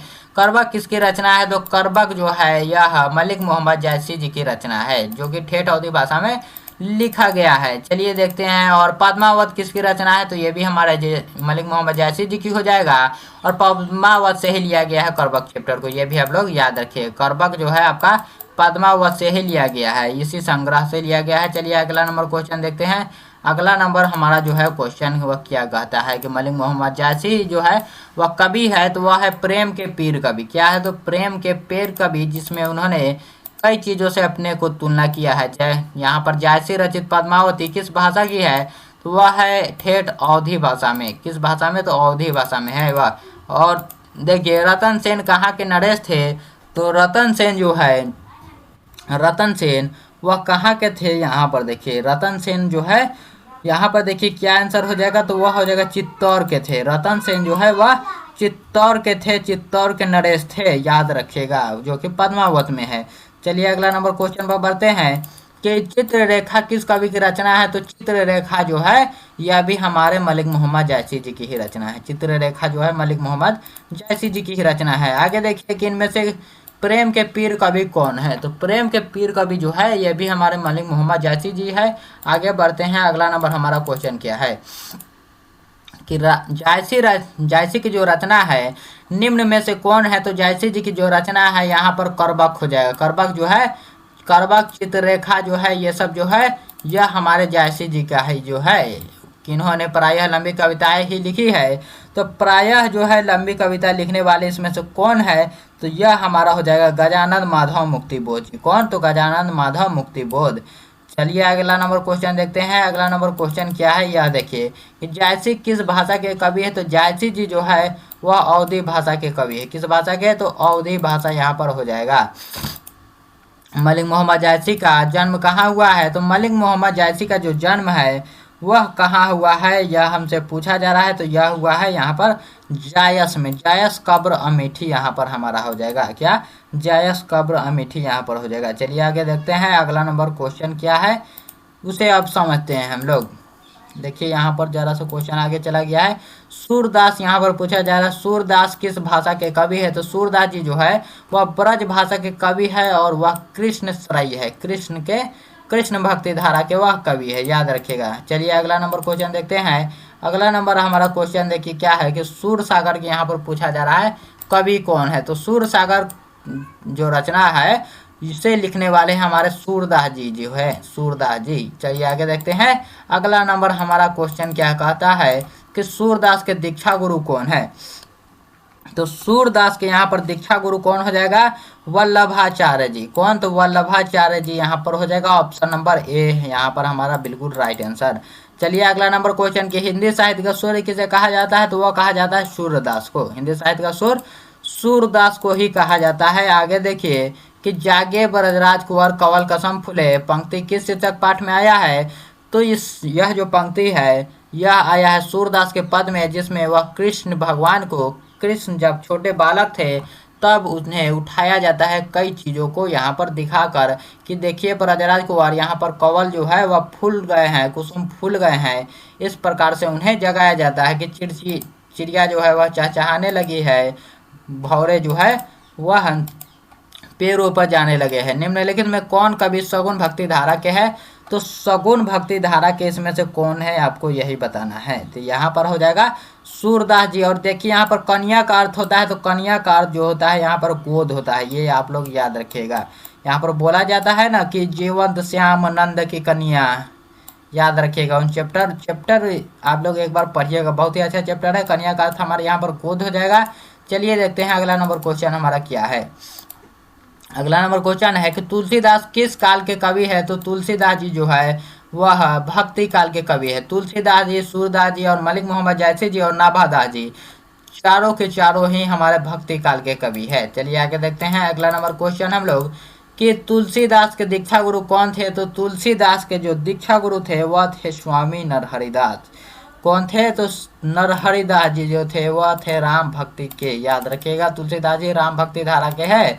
और तुलसीदास का मूल नाम क्या है? तो वह राम बोला क्योंकि उन्होंने जन्म लेते ही राम नाम का उच्चारण किया था, यानी कि राम नाम को बोला था। यहाँ पर हो जाएगा तुलसीदास के पत्नी का क्या नाम था? तो वह था रत्नावली, रत्नावली देवी यहाँ पर हो जाएगा। ऑप्शन नंबर बी यहाँ पर हमारा सही हो जाएगा। चलिए अगला नंबर क्वेश्चन में बढ़ते हैं कि बरवै रामायण किसकी रचना है? तो ये भी हमारे तुलसीदास जी की ही रचना है। बरवै रामायण भी तुलसीदास जी की ही रचना है। रामचरितमानस भी तुलसीदास जी की ही है। गोस्वामी तुलसीदास हिंदी के कैसे महाकवि है? तो यह है जातीय महाकवि, जातीय महाकवि यहाँ पर हो जाएगा। और तुलसीदास जी की एक और रचना है विनय पत्रिका, जो कि बहुत ही यहाँ पर फेमस है। और देखिए गीतावली किसकी रचना है? तो गीतावली भी हमारे तुलसीदास जी की ही रचना है। चलिए देखते हैं अगला नंबर क्वेश्चन क्या है कि तुलसीदास के पिता का नाम क्या है? तो तुलसीदास के पिताजी का नाम था आत्माराम दुबे। क्या था? तो आत्माराम दुबे यहाँ पर हमारा हो जाएगा। और देखते हैं कि हिंदी का समन्वयवादी कवि किसे माना जाता है? तो हिंदी के समन्वयवादी कवि जो है वह तुलसीदास को ही माना जाता है। किसे? तो तुलसीदास को ही माना जाता है। और देखिए हिंदी का समन्वयवादी कवि यहाँ पर हमारा वही हो जाएगा, क्या है? तुलसीदास ही यहाँ पर हमारा आंसर हो जाएगा, याद रखिए तुलसीदास यहाँ पर हमारा हो जाएगा। चलिए अगला नंबर क्वेश्चन पर देखते हैं। अगला नंबर क्वेश्चन जो है हमारा क्या है। अगले नंबर क्वेश्चन पर पढ़ते हैं। देखिए कि तुलसीदास का सर्वश्रेष्ठ महाकाव्य कौन है? तो तुलसीदास जी का सर्वश्रेष्ठ महाकाव्य है रामचरितमानस। क्या है? तो रामचरितमानस हो जाएगा यहाँ पर। और यह जो पूरा पद लिया गया है तुलसीदास जी का, यह लिया गया है विनय पत्रिका से। नाम ले भरे उधर एक प्रभु दासी दास कहा, यह जो पंक्ति है यह कहाँ से लिया गया है? जिसमें वह कहते हैं कि प्रभु यानी कि भगवान राम जी को कि मैं आपके नाम लेकर ही अपने उदर को यानी कि अपने पेट को भरता हूँ, यहाँ पर हमारा हो जाएगा। यह लिया गया है तुलसीदास के पद से। और वह कहते हैं कि मैं तो आपके दासी का भी दास हूँ। चलिए अगला नंबर क्वेश्चन देखते हैं कि किस कवि का मूल नाम राम बोला था? तो वह था तुलसीदास जी का। किसका? तो तुलसीदास जी यहाँ पर हमारा राइट आंसर हो जाएगा। और चलिए अगला नंबर क्वेश्चन कि तुलसीदास का स्थायी निवास स्थान पूछा जा रहा है। तुलसीदास जी का स्थायी निवास स्थान जो है वह काशी में है, याद रखिएगा। हाँ, तो काशी में था। चलिए अगला नंबर क्वेश्चन देखते हैं कि तुलसीदास जी की माता का नाम क्या था। तो माता का नाम था हुलसी, याद रखिएगा, माता का नाम हुलसी था। बाद में उन्हें जो पालती है उसका नाम चुनिया होता है। उनकी माता की मृत्यु के बाद तुलसीदास क्या पहनते हैं, यहाँ पर पूछा जा रहा है, जो कि 2025 में यहाँ पर पूछा गया है। देखिए यहाँ पर 2025 में यहाँ पर आपसे पूछा गया है, तो इसका आंसर आपको बहुत ही सोच समझ कर देना है, बहुत ही सोच समझ कर इसका आंसर आपको देना है। तो यहाँ पर हमारा आंसर हो जाएगा क्या, कॉपिन, यहाँ पर हमारा आंसर हो जाएगा कॉपिन। चलिए अगला नंबर क्वेश्चन पर बढ़ते हैं कि आपकी पाठ्य पुस्तक में नाभादास की कविता के यहाँ पर किन दो कवियों के बारे में बताया गया है। तो नाभादास जी ने कबीरदास और सूरदास जी के बारे में यहाँ पर बताया है, कबीरदास और सूरदास जी के पद के बारे में यहाँ पर बताया है। और देखिए छप्पय क्या है, तो छप्पय क्या होता है, तो यह छंद होता है, छप्पय जो कि नाभादास ने यहाँ पर लिखा है। चलिए अगला नंबर क्वेश्चन देखते हैं। अगला नंबर क्वेश्चन पर बढ़ते हैं। अगला नंबर क्वेश्चन देखिए कि नाभादास के दीक्षा गुरु कौन है। तो नाभादास के जो दीक्षा गुरु है वह है स्वामी अग्रदास। कौन है, यहाँ पर हमारा हो जाएगा स्वामी अग्रदास, यहाँ पर हमारा आंसर हो जाएगा। चलिए आगे बढ़ते हैं कि अगला नंबर जो है क्वेश्चन क्या है। नाभादास कवि थे, वह कैसे कवि थे। तो वह थे सगुणोपासक कवि। क्या थे, सगुणोपासक कवि, यहाँ पर हमारा आंसर हो जाएगा। और देखिए अगला नंबर क्वेश्चन कि भक्तमाल किसकी रचना है। तो भक्तमाल जो है वह नाभादास जी की रचना है। किसकी है बच्चों, तो वह नाभादास जी की रचना है, याद रखिएगा। तो यहाँ पर भक्तमाल जो है यह हमारा नाभादास जी की रचना हो जाएगा। चलिए आगे बढ़ते हैं। अगला नंबर हमारा क्वेश्चन क्या है। तो देखिए अगला नंबर क्वेश्चन कि नाभादास का जो काव्य रचना क्षेत्र है वह क्या है। तो नाभादास जी का जो काव्य रचना क्षेत्र था वह था वृंदावन, याद रखिएगा। क्या था, कहाँ था, तो वह था वृंदावन बच्चों, याद रखिए। चलिए अगले नंबर क्वेश्चन पर बढ़ते हैं। अगला नंबर हमारा जो क्वेश्चन है वह क्या है। चलिए अगले नंबर क्वेश्चन पर बढ़ते हैं। तो देखिए अगला नंबर क्वेश्चन कि नाभादास किसके समकालीन थे। तो नाभादास जी थे वह तुलसीदास जी के समकालीन थे बच्चों। किसके थे, तो वह थे तुलसीदास जी के समकालीन। चलिए अगला नंबर क्वेश्चन देखते हैं। छप्पय क्या है। तो छप्पय एक प्रकार का छंद होता है बच्चों। छप्पय जो होता है वह एक प्रकार का छंद होता है। कवि नाभादास का स्थायी निवास स्थान कहाँ है। तो कवि नाभादास जी जो है उसका स्थायी निवास हो जाएगा वृंदावन, यहाँ पर। चलिए अगला नंबर क्वेश्चन देखते हैं। अगला नंबर क्वेश्चन जो है वह क्या है। नाभादास जी का जन्म किस वर्ष हुआ था। तो नाभादास जी का जो जन्म हुआ था 1560 अनुमानित, यहाँ पर हमारा हो जाएगा 1560। और देखिए आगे बढ़ते हैं। भक्तमाल शीर्षक रचना जो है कितने छप्पय में है। तो यहाँ पर भक्तमाल जो शीर्षक रचना है वह कितने छप्पय में है। तो 316 यहाँ पर हमारा आंसर हो जाएगा। कितना, 316 यहाँ पर हमारा आंसर हो जाएगा। और देखिए कि गालिब है, तो गालिब जो है यहाँ पर जो गालिब है यहाँ पर किसकी रचना है, यही हमसे पूछा जा रहा है कि गालिब जो है यह किसकी रचना है। तो गालिब जो है यह त्रिलोचन की ही रचना है। यहाँ पर हमारा यहाँ पर क्या हो जाएगा, त्रिलोचन ही यहाँ पर हमारा राइट आंसर हो जाएगा। चलिए अगला नंबर क्वेश्चन देखते हैं कि भूषण को भूषण की उपाधि किसने दी। तो भूषण की उपाधि देने वाले थे राजा रुद्र शाह, याद रखिए, राजा रुद्र शाह ने, राजा सोलंकी राजा रुद्र शाह ने। चलिए अगला नंबर क्वेश्चन देखते हैं कि भूषण किस काल के कवि माने जाते हैं। तो भूषण जो है वह रीतिकाल के कवि माने जाते हैं। किस काल के, तो रीतिकाल के कवि जो है यह माने जाते हैं। चलिए अगला नंबर क्वेश्चन देखते हैं। अगला नंबर क्वेश्चन जो है वह क्या है। तो देखिए अगला नंबर क्वेश्चन कि शिवाजी के पुत्र का नाम था। तो शिवाजी के पुत्र का नाम था साहू जी। क्या था बच्चों, तो यहाँ पर हमारा साहू जी जो है वह बिल्कुल राइट आंसर हो जाएगा। भूषण किस कविता की, भूषण जो है भूषण की कविता में कौन सा रस पाया जाता है। तो भूषण की कविता यहाँ पर देखिए 21, 22 और 23 में पूछा गया है। और कौन सा रस पाया जाता है, तो वीर रस। जी, इसमें जो है छत्रसाल और शिवाजी के बारे में इन्होंने बताया है, उनके बखान किए हैं। चलिए देखते हैं। तेजतम अंश पर कान्हा जी में कंस पर यो मलेच्छ वंश पर शिव शिवराज है। यह पंक्ति जो है यह किस शीर्षक कविता से है। तो यहाँ पर कहा जाता है तेजतम अंश पर। जैसे कान्हा जो है यानी कि कृष्ण का राज्य जो है वह कंस पर है। और उसी प्रकार ही जो शिवाजी है, मलेच्छ, शिवाजी का जो राज है पूरे मलेच्छ वंश पर है। यहाँ पर हमारा क्या आंसर हो जाएगा, यहाँ पर देखिए हमारा जो है कवित आंसर होगा, कविता नहीं, यहाँ पर केवल कवित यहाँ पर आंसर हो जाएगा। कवित चैप्टर से यह लिया गया है यह पंक्ति। देखिए अगला नंबर क्वेश्चन क्या है कि शिवा बावनी के कितने मुक्तकों में छत्रपति शिवाजी की बखान किया गया है, तो यह कितने मुक्तकों में किया गया है, तो 52 मुक्तकों में। याद रखिए कितने मुक्तकों, तो 52 मुक्तक यहाँ पर हमारा आंसर हो जाएगा। और देखिए भूषण द्वारा लिखित कविता की भाषा क्या है, तो भूषण द्वारा जो यह कविता यहाँ पर लिखा गया है यह ब्रज भाषा में है। किस भाषा में बच्चों, तो यहाँ पर ब्रज भाषा यहाँ पर हो जाएगा। और देखिए भूषण की कविता निम्न में से कौन सी है, तो भूषण जी की जो कविता है यहाँ पर वह हमारा हो जाएगा कवित। कवित चैप्टर को लिखने वाले हैं भूषण जी। चलिए अगला नंबर क्वेश्चन देखते हैं कि कौन है रत्नाकर त्रिपाठी किस कवि के पिता है। तो रत्नाकर त्रिपाठी जो है, रत्नाकर त्रिपाठी यहाँ पर किस कवि के पिता है, तो यहाँ पर हो जाएगा भूषण जी के पिता है, भूषण जी के पिता है। चलिए अगला नंबर क्वेश्चन देखते हैं कि कवि भूषण के पिता का नाम क्या था, तो वह था रत्नाकर त्रिपाठी, रत्नाकर त्रिपाठी। चलिए अगला नंबर क्वेश्चन देखते हैं कि तुमुल कोलाहल कला में शीर्षक कविता जो है वह किस महाकाव्य का अंश है, तो यह जो है यह कमायनी से लिया गया है। पूरा तुमुल कोलाहल कला में जो है यह कमायनी से लिया गया है, जिसकी मुख्य पात्रा कौन है, तो यहाँ पर हमारा हो जाएगा श्रद्धा हो जाएगा बच्चों। क्या हो जाएगा, यहाँ पर हमारा उसकी मुख्य पात्रा जो है यहाँ पर श्रद्धा ही होगा। चलिए अगला नंबर क्वेश्चन देखते हैं।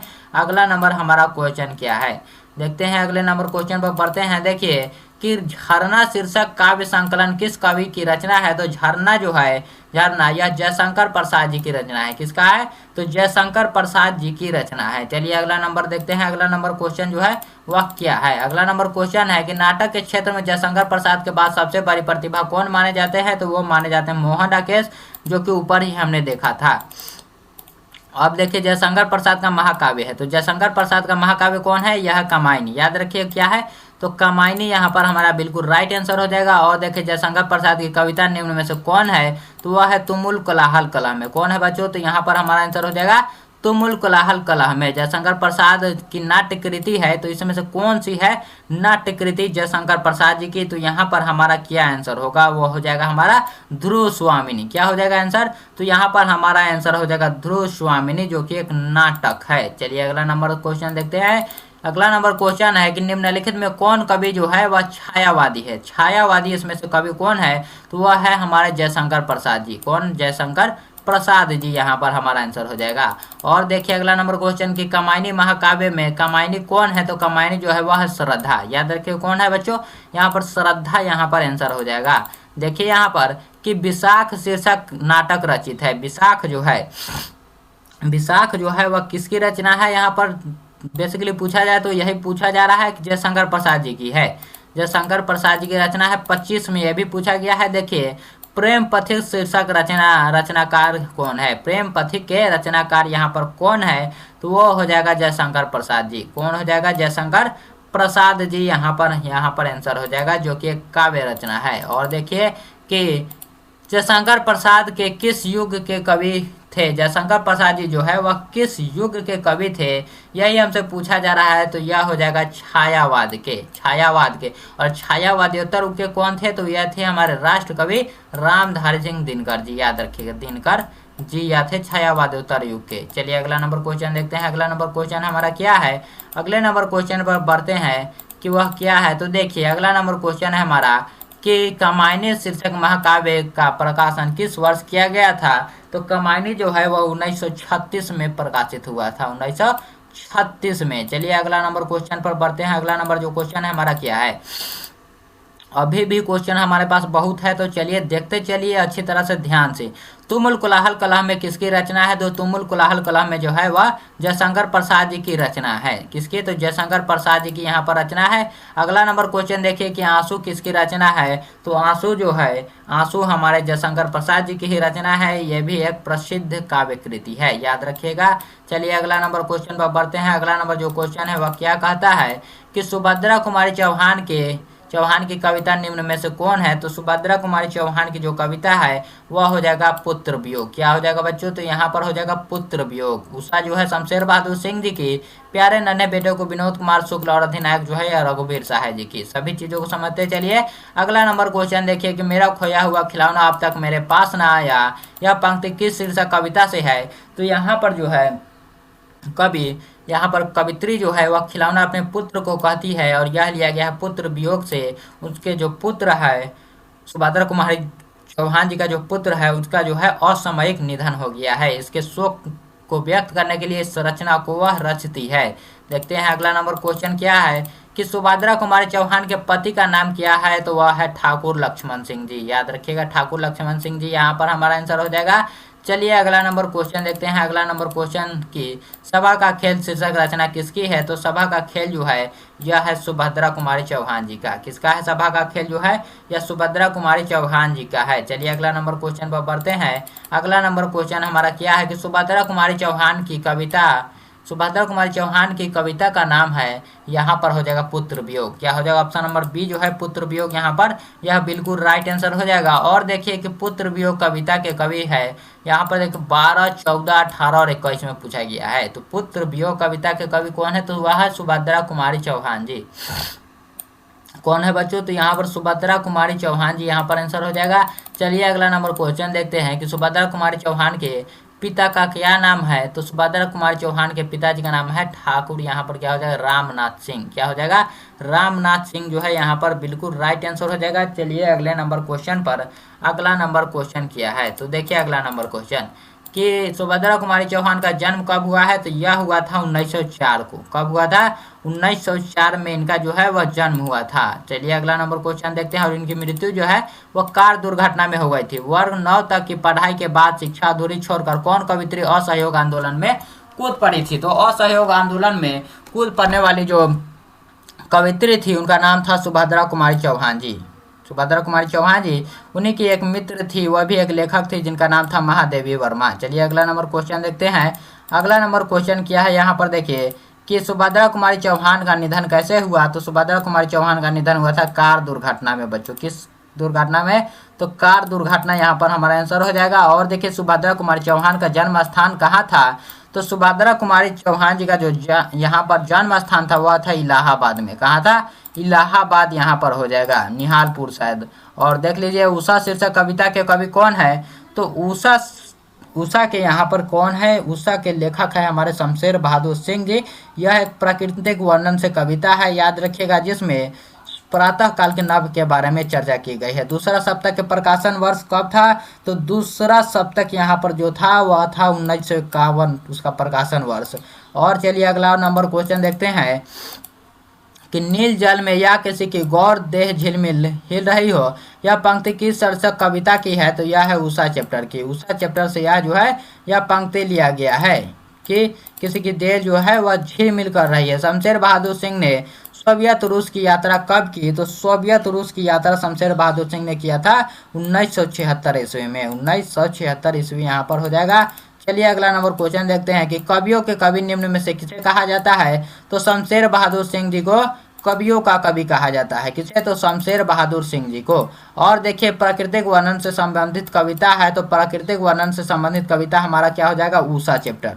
क्या हो जाएगा बच्चों, यहाँ पर उषा चैप्टर हो जाएगा। और देखिए सुकून की तलाश किसकी रचना है, तो सुकून की तलाश जो है वह शमशेर बहादुर सिंह जी की रचना है। किसकी है, तो शमशेर बहादुर सिंह जी की रचना है। और चलिए अगला नंबर क्वेश्चन पर, अगला नंबर क्वेश्चन जो है वह क्या कहता है कि देखिए यहाँ पर अगला नंबर क्वेश्चन, राख से लिपा हुआ चौका, यह पंक्ति जो है किस शीर्षक कविता से है, तो राख से लिपा हुआ चौका। जब सुबह की नभ के बारे में बोला जाता है, यहाँ पर बोलते हैं कि यह ठीक उसी प्रकार से है जैसे राख से लिपा हुआ चौका जिस पर एक भी दाग जो है यहाँ पर छप्पा जो है यहाँ पर नहीं है। और ऐसा लगता है जो सुबह का नभ है, प्रातः काल का नभ, जैसे उस पर लाल खरिया कोई मल दिया हो। मुक्तिबोध का जन्म स्थल है, तो गजानन माधव मुक्तिबोध का जो जन्म स्थल है वह हो जाएगा छत्तीसगढ़। याद रखिए कहाँ, छत्तीसगढ़ यहाँ पर हमारा हो जाएगा।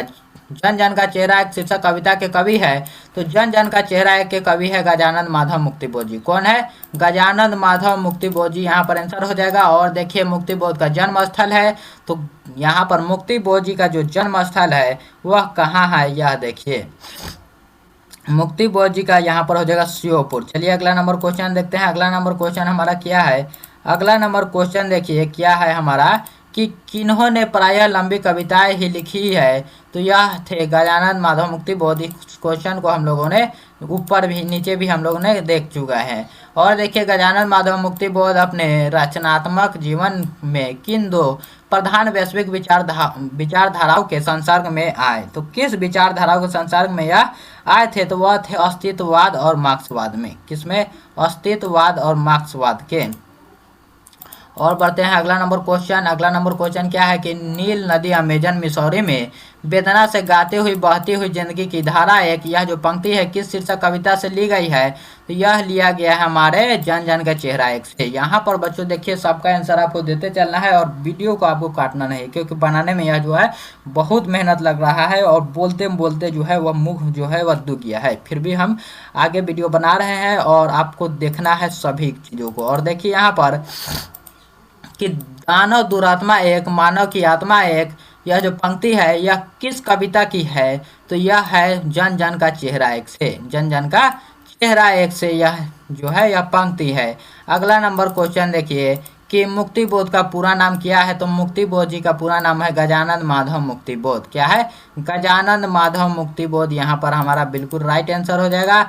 और देखिए कि कमायनी एक पुनर्विचार शीर्षक रचना जो है, यहाँ पर केवल कमायनी नहीं है। कमायनी जो केवल होता है तो वह जयशंकर प्रसाद का होता है, लेकिन कमायनी एक पुनर्विचार कह रहा है, इसलिए यह हो जाएगा हमारे गजानन माधव मुक्तिबोध जी की रचना। चलिए अगला नंबर क्वेश्चन पर बढ़ते हैं। अगला नंबर क्वेश्चन क्या है कि गजानन माधव मुक्तिबोध का जन्म जो है किस वर्ष हुआ था, तो गजानन माधव मुक्तिबोध जी का जो जन्म है यहाँ पर देखिए किस वर्ष हुआ था, तो 1917 ईस्वी में। 1917 ईस्वी में यहाँ पर हो जाएगा। और बढ़ते हैं अगला नंबर क्वेश्चन पर कि रघुवीर सहाय कविता, जो रघुवीर सहाय जी की कविता है निम्न में से कौन है, यहाँ पर पूछा जा रहा है। तो रघुवीर सहाय जी का कविता है वह अधिनायक है। और अधिनायक कहाँ से लिया गया है, अगर आपसे पूछ लिया जाए तो आप लोग बता दीजिएगा कि आत्महत्या के विरुद्ध से। कौमुदी नामक कविता केंद्र की स्थापना किसने की, तो उसे करने वाले थे हमारे रघुवीर सहाय जी। कौन थे, तो यहाँ पर हमारा आंसर क्या हो जाएगा, रघुवीर सहाय यहाँ पर हमारा हो जाएगा। चलिए अगला नंबर क्वेश्चन देखते हैं। अगला नंबर क्वेश्चन जो है हमारा क्या है कि अधिनायक शीर्षक कविता में हरचन्ना कौन है, तो हरचन्ना जो है यह गरीब लड़का है, गरीब का जो है प्रतिनिधित्व कर रहा है। यहाँ पर गरीब लड़का यहाँ पर हो जाएगा जो कि फटा सुथाना पहने राष्ट्रीय गीत गा रहा है। और देखिए यहाँ पर जरा सा आगे चल गया, रुक जाइए एक बार पीछे इस क्वेश्चन को किया जाए। यहाँ पर देखिए यहाँ पर क्वेश्चन क्या है कि वे और नहीं होंगे जो मारे जाएंगे शीर्षक निबंध जो है यह किसकी रचना है। वे और नहीं होंगे जो मारे जाएंगे यहाँ पर कहा जा रहा है, यह जो है रघुवीर सहाय जी की रचना है, रघुवीर सहाय जी की। चलिए यह भी 2025 में पूछा गया है। और देखिए अधिनायक कविता के कवि है, यह देखिए 12 में, 13 में, 18 में, 20, 22 और 23 लगातार यह पूछा जाने वाला प्रश्न है, तो याद रखिएगा सभी प्रश्नों को। चलिए देखते हैं इसका आंसर क्या हो जाएगा। अधिनायक कविता के कवि हो जाएंगे कौन, तो अधिनायक के हो जाएगा रघुवीर सहाय जी। याद रखिए कौन, तो रघुवीर सहाय जी। देखिए यहाँ पर कि रघुवीर सहाय का जन्म स्थान है, तो रघुवीर सहाय जी का यहाँ पर जन्म स्थान कहाँ है, तो लखनऊ में है बच्चों। कहाँ है, तो लखनऊ यहाँ पर हमारा बिल्कुल राइट आंसर हो जाएगा, जो कि उत्तर प्रदेश में है। और ऐसे भी जितने भी ज़्यादातर कवि जो है यहाँ पर हमारे बुक में वो उत्तर प्रदेश के ही है। अधिनायक कविता है, तो अधिनायक जो कविता है यह व्यंग कविता है, व्यंग किया गया है, एक बार याद रखिएगा यहाँ पर। चलिए यहाँ पर अगला नंबर क्वेश्चन पर कि अधिनायक शीर्षक कविता किस पुस्तक से ली गई है, तो अधिनायक जो है यह आत्महत्या के विरुद्ध चैप्टर से, यहाँ पर आत्महत्या के विरुद्ध संग्रह से, कविता संग्रह से यह लिया गया है। चलिए अगला नंबर क्वेश्चन देखते हैं कि कवि रघुवीर सहाय के पिता का क्या नाम था, तो वह था हरदेव सहाय। हरदेव सहाय, रघुवीर सहाय जी के पिताजी का नाम हरदेव सहाय था। और देखिए यहाँ पर कि लोग भूल गए हैं किसकी रचना है, लोग भूल गए हैं यह किसकी रचना है, तो यह भी है हमारे रघुवीर सहाय जी का। और इसी पर याद रखिएगा इन्हें साहित्य अकादमी पुरस्कार मिला था, इसी और लोग भूल गए पर ही उन्हें साहित्य अकादमी पुरस्कार मिला था। चलिए अगला नंबर क्वेश्चन देखते हैं कि लिखने का कारण शीर्षक निबंध किसकी रचना है, तो लिखने का जो कारण है यह है रघुवीर सहाय जी की रचना। किसका, तो रघुवीर सहाय जी की यह रचना है। आगे बढ़ते हैं, आगे क्वेश्चन को देखते हैं कि हरचंदा किस कविता का पात्र है। यहाँ पर जो हरचंदा है यह हो जाएगा हमारा किस कविता का पात्र, तो यह हो जाएगा हमारा अधिनायक का। अधिनायक का यहाँ पर सत्ता वर्ग के लोगों के बारे में बताया गया है। तो चलिए देखते हैं अगला नंबर क्वेश्चन हमारा कि प्यारे नन्हे बेटे को जो कविता है वह में लोहा का प्रतीक क्या है। तो लोहा का जो प्रतीक यहाँ पर कर्म को बताया गया है, लोहा का प्रतीक कर्म को बताया गया है। और यहाँ पर जो है लेखक, इसके लेखक कौन है, यहाँ पर देखिए यहाँ पर पूछ लिया गया कि प्यारे नन्हे बेटे को का लेखक कौन है। तो वह है विनोद कुमार शुक्ल जी। विनोद कुमार शुक्ल जी जो अपने छोटी बिटिया से पूछते हैं कि लोहा कहाँ कहाँ है, विनोद कुमार शुक्ल का निवास स्थान कहाँ है। तो विनोद कुमार शुक्ल का निवास स्थान हो जाएगा रायपुर छत्तीसगढ़। क्या हो जाएगा, रायपुर छत्तीसगढ़। यहाँ पर बिल्कुल ही हमारा राइट आंसर हो जाएगा। और देखते हैं अगला नंबर क्वेश्चन कि इसी तरह घर भर मिलकर धीरे धीरे सोच सोच कर ढूंढेंगे कहाँ कहाँ लोहा है। यह पंक्ति किस कविता से है। तो यह लिया गया है प्यारे नन्हे बेटे को। यहाँ पर ऑप्शन नंबर ए है, जरा सा आपसे नहीं दिख रहा है तो फिर भी मैं आपको बता दे रहा हूँ। और देखिए चलते हैं अगला नंबर क्वेश्चन क्या है कि प्यारे नन्हे बेटे को शीर्षक कविता का नायक अपनी नन्ही बिटिया से क्या पूछता है। वह अपनी नन्ही बिटिया से पूछता है कि बतलाओ आसपास में कहाँ कहाँ लोहा है। क्या पूछते हैं कि कहाँ कहाँ लोहा है। चलिए अगला नंबर क्वेश्चन कि प्यारे नन्हे बेटे को शीर्षक कविता का नायक कहाँ का रहने वाला है। तो यह रहने वाला है भिलाई छत्तीसगढ़ का। कहाँ का, भिलाई यहाँ पर होगा, भ होगा, प नहीं होगा, भिलाई छत्तीसगढ़ यहाँ पर हो जाएगा। चलिए अगला नंबर क्वेश्चन देखते हैं। अगला नंबर क्वेश्चन जो है वह क्या कहता है। तो विनोद कुमार शुक्ल की रचना जो है वह किस रचना पर मणिकौल ने फिल्म बनाई है। तो किस रचना पर, तो नौकर की कमीज यहाँ पर हमारा आंसर हो जाएगा। किस रचना पर, नौकर की कमीज यहाँ पर हमारा बिल्कुल राइट आंसर हो जाएगा, जिस पर मणिकौल ने फिल्म बनाई है। चलिए अगला नंबर क्वेश्चन पर बढ़ते हैं कि निम्नलिखित में कौन कवि इंदिरा गांधी कृषि विश्वविद्यालय के एसोसिएट प्रोफेसर रहे हैं। तो एसोसिएट प्रोफेसर यहाँ पर कौन रहे हैं, यहाँ पर यही पूछा जा रहा है। तो वह थे विनोद कुमार शुक्ल जी। कौन, तो विनोद कुमार शुक्ल जी यहाँ पर हमारा आंसर हो जाएगा। चलिए अगला नंबर क्वेश्चन कि हार जीत कविता किस कविता संग्रह से लिया गया है। तो यह जो कविता है यह लिया गया है कहीं नहीं वही कविता संग्रह से, कहीं नहीं वही कविता संग्रह से। और देखिए कि हार जीत शीर्षक कविता में मशक वाला जो है वह क्या कर रहा था। तो वह सड़क सींच रहा था ताकि उधर से जो विजयी रथ आ रहा है उस पर धूल ना पड़े। चलिए अगला नंबर क्वेश्चन है कि अशोक वाजपेयी का मूल निवास स्थान कहाँ है। तो अशोक वाजपेयी जी का मूल निवास स्थान है सागर मध्य प्रदेश, सागर मध्य प्रदेश।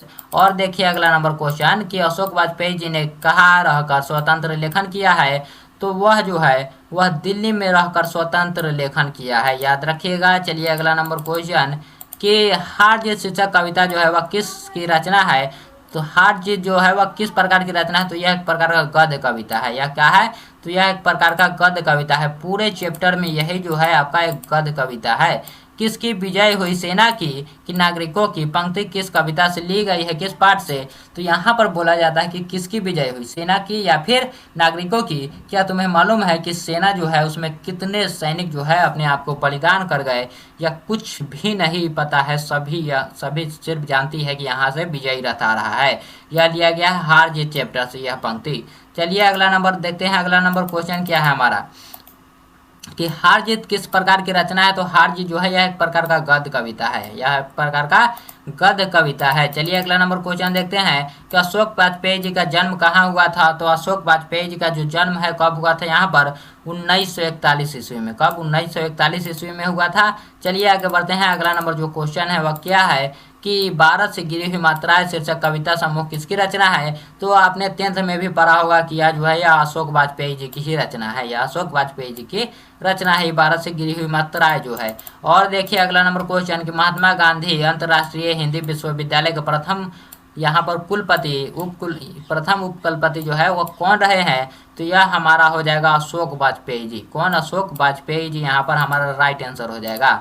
और देखिए अगला नंबर क्वेश्चन कि समय के पास समय शीर्षक रचना जो है वह किसकी है। तो समय के पास समय जो है ये भी हमारा किसका है। तो यह हमारा हो जाएगा अशोक वाजपेयी जी की रचना है। किसकी, अशोक वाजपेयी जी की जो रचना है। यह हार जीत के रचनाकार कौन है। तो हार जीत के रचनाकार भी हमारे अशोक वाजपेयी जी है। और हार जीत जो है यह एक प्रकार का गद्य कविता है। देखिए हम लोग आ चुके हैं गांव का घर जो है, गांव के घर के रचयिता यहाँ पर कौन है। तो स्पीड में हम लोग जरा सा देखते हैं, बहुत देर हो चुका है। तो गांव के घर जो है वह ज्ञानेंद्र पति ने लिखा है, याद रखिएगा। और यह जो गांव का घर चैप्टर है यह लिया गया है संस आत्मा से। संस आत्मा से यह जो है पूरा चैप्टर संग्रह से लिया गया है, याद रखिएगा। चलिए अगला नंबर क्वेश्चन देखते हैं।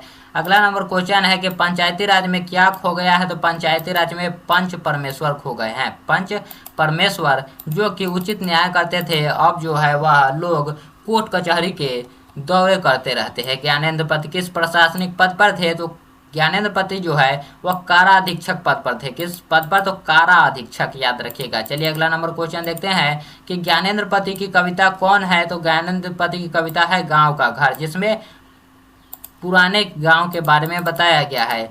और बताते हैं कि आपका जो गांव है वो तो शहर बन गया है। शहर का सर्कस का प्रकाश बुला हुआ शहर से कितनी दूर से आने वाला था, यही हमसे पूछा जा रहा है। तो वह हमारा हो जाएगा 10 कोस दूर से। कितने दूर? 10 कोस दूर से आने वाला था। यहाँ पर देखिए अगला नंबर क्वेश्चन हमारा क्या है? तो देखिए कि पहला सम्मान ज्ञानेंद्र पति को कब मिला गया था? तो पहला सम्मान जो है यहाँ पर मिला हुआ था 2008 में, याद रखिए कब? 2008 में। चलिए अगला नंबर क्वेश्चन देखते हैं। अगला नंबर क्वेश्चन क्या है कि कवि ने कहा शीर्षक रचना किसकी है? तो कवि ने कहा जो है यह ज्ञानेंद्र पति जी की रचना है। किसकी? तो ज्ञानेंद्र पति जी की यहाँ पर रचना है। चलिए अगला नंबर क्वेश्चन क्या है देखते हैं। अगला नंबर क्वेश्चन क्या है कि गांव का घर शीर्षक कविता जो है वह किस कविता संग्रह से ली गई है? तो यह लिया गया है संशयात्मा से। किससे? तो संशयात्मा संग्रह से यह लिया गया है। और देखिए ज्ञानेंद्र पति का जन्म स्थल कहाँ है? तो गोड्डा झारखंड यहाँ पर हो जाएगा option number A, Godda Jharkhand. और देखिए यहाँ पर कि पंचायती राज में जैसे खो गए पंच परमेश्वर, यह पंक्ति किस कविता से लिया गया है? तो यह जो पंक्ति है यह गांव के घर से लिया गया है। कहाँ से? गांव के घर से लिया गया है। चलिए अगला नंबर देखते हैं कि चिंतामणि किस काल के कवि है? तो चिंतामणि त्रिपाठी जो है यह रीति काल के कवि है, याद रखिएगा।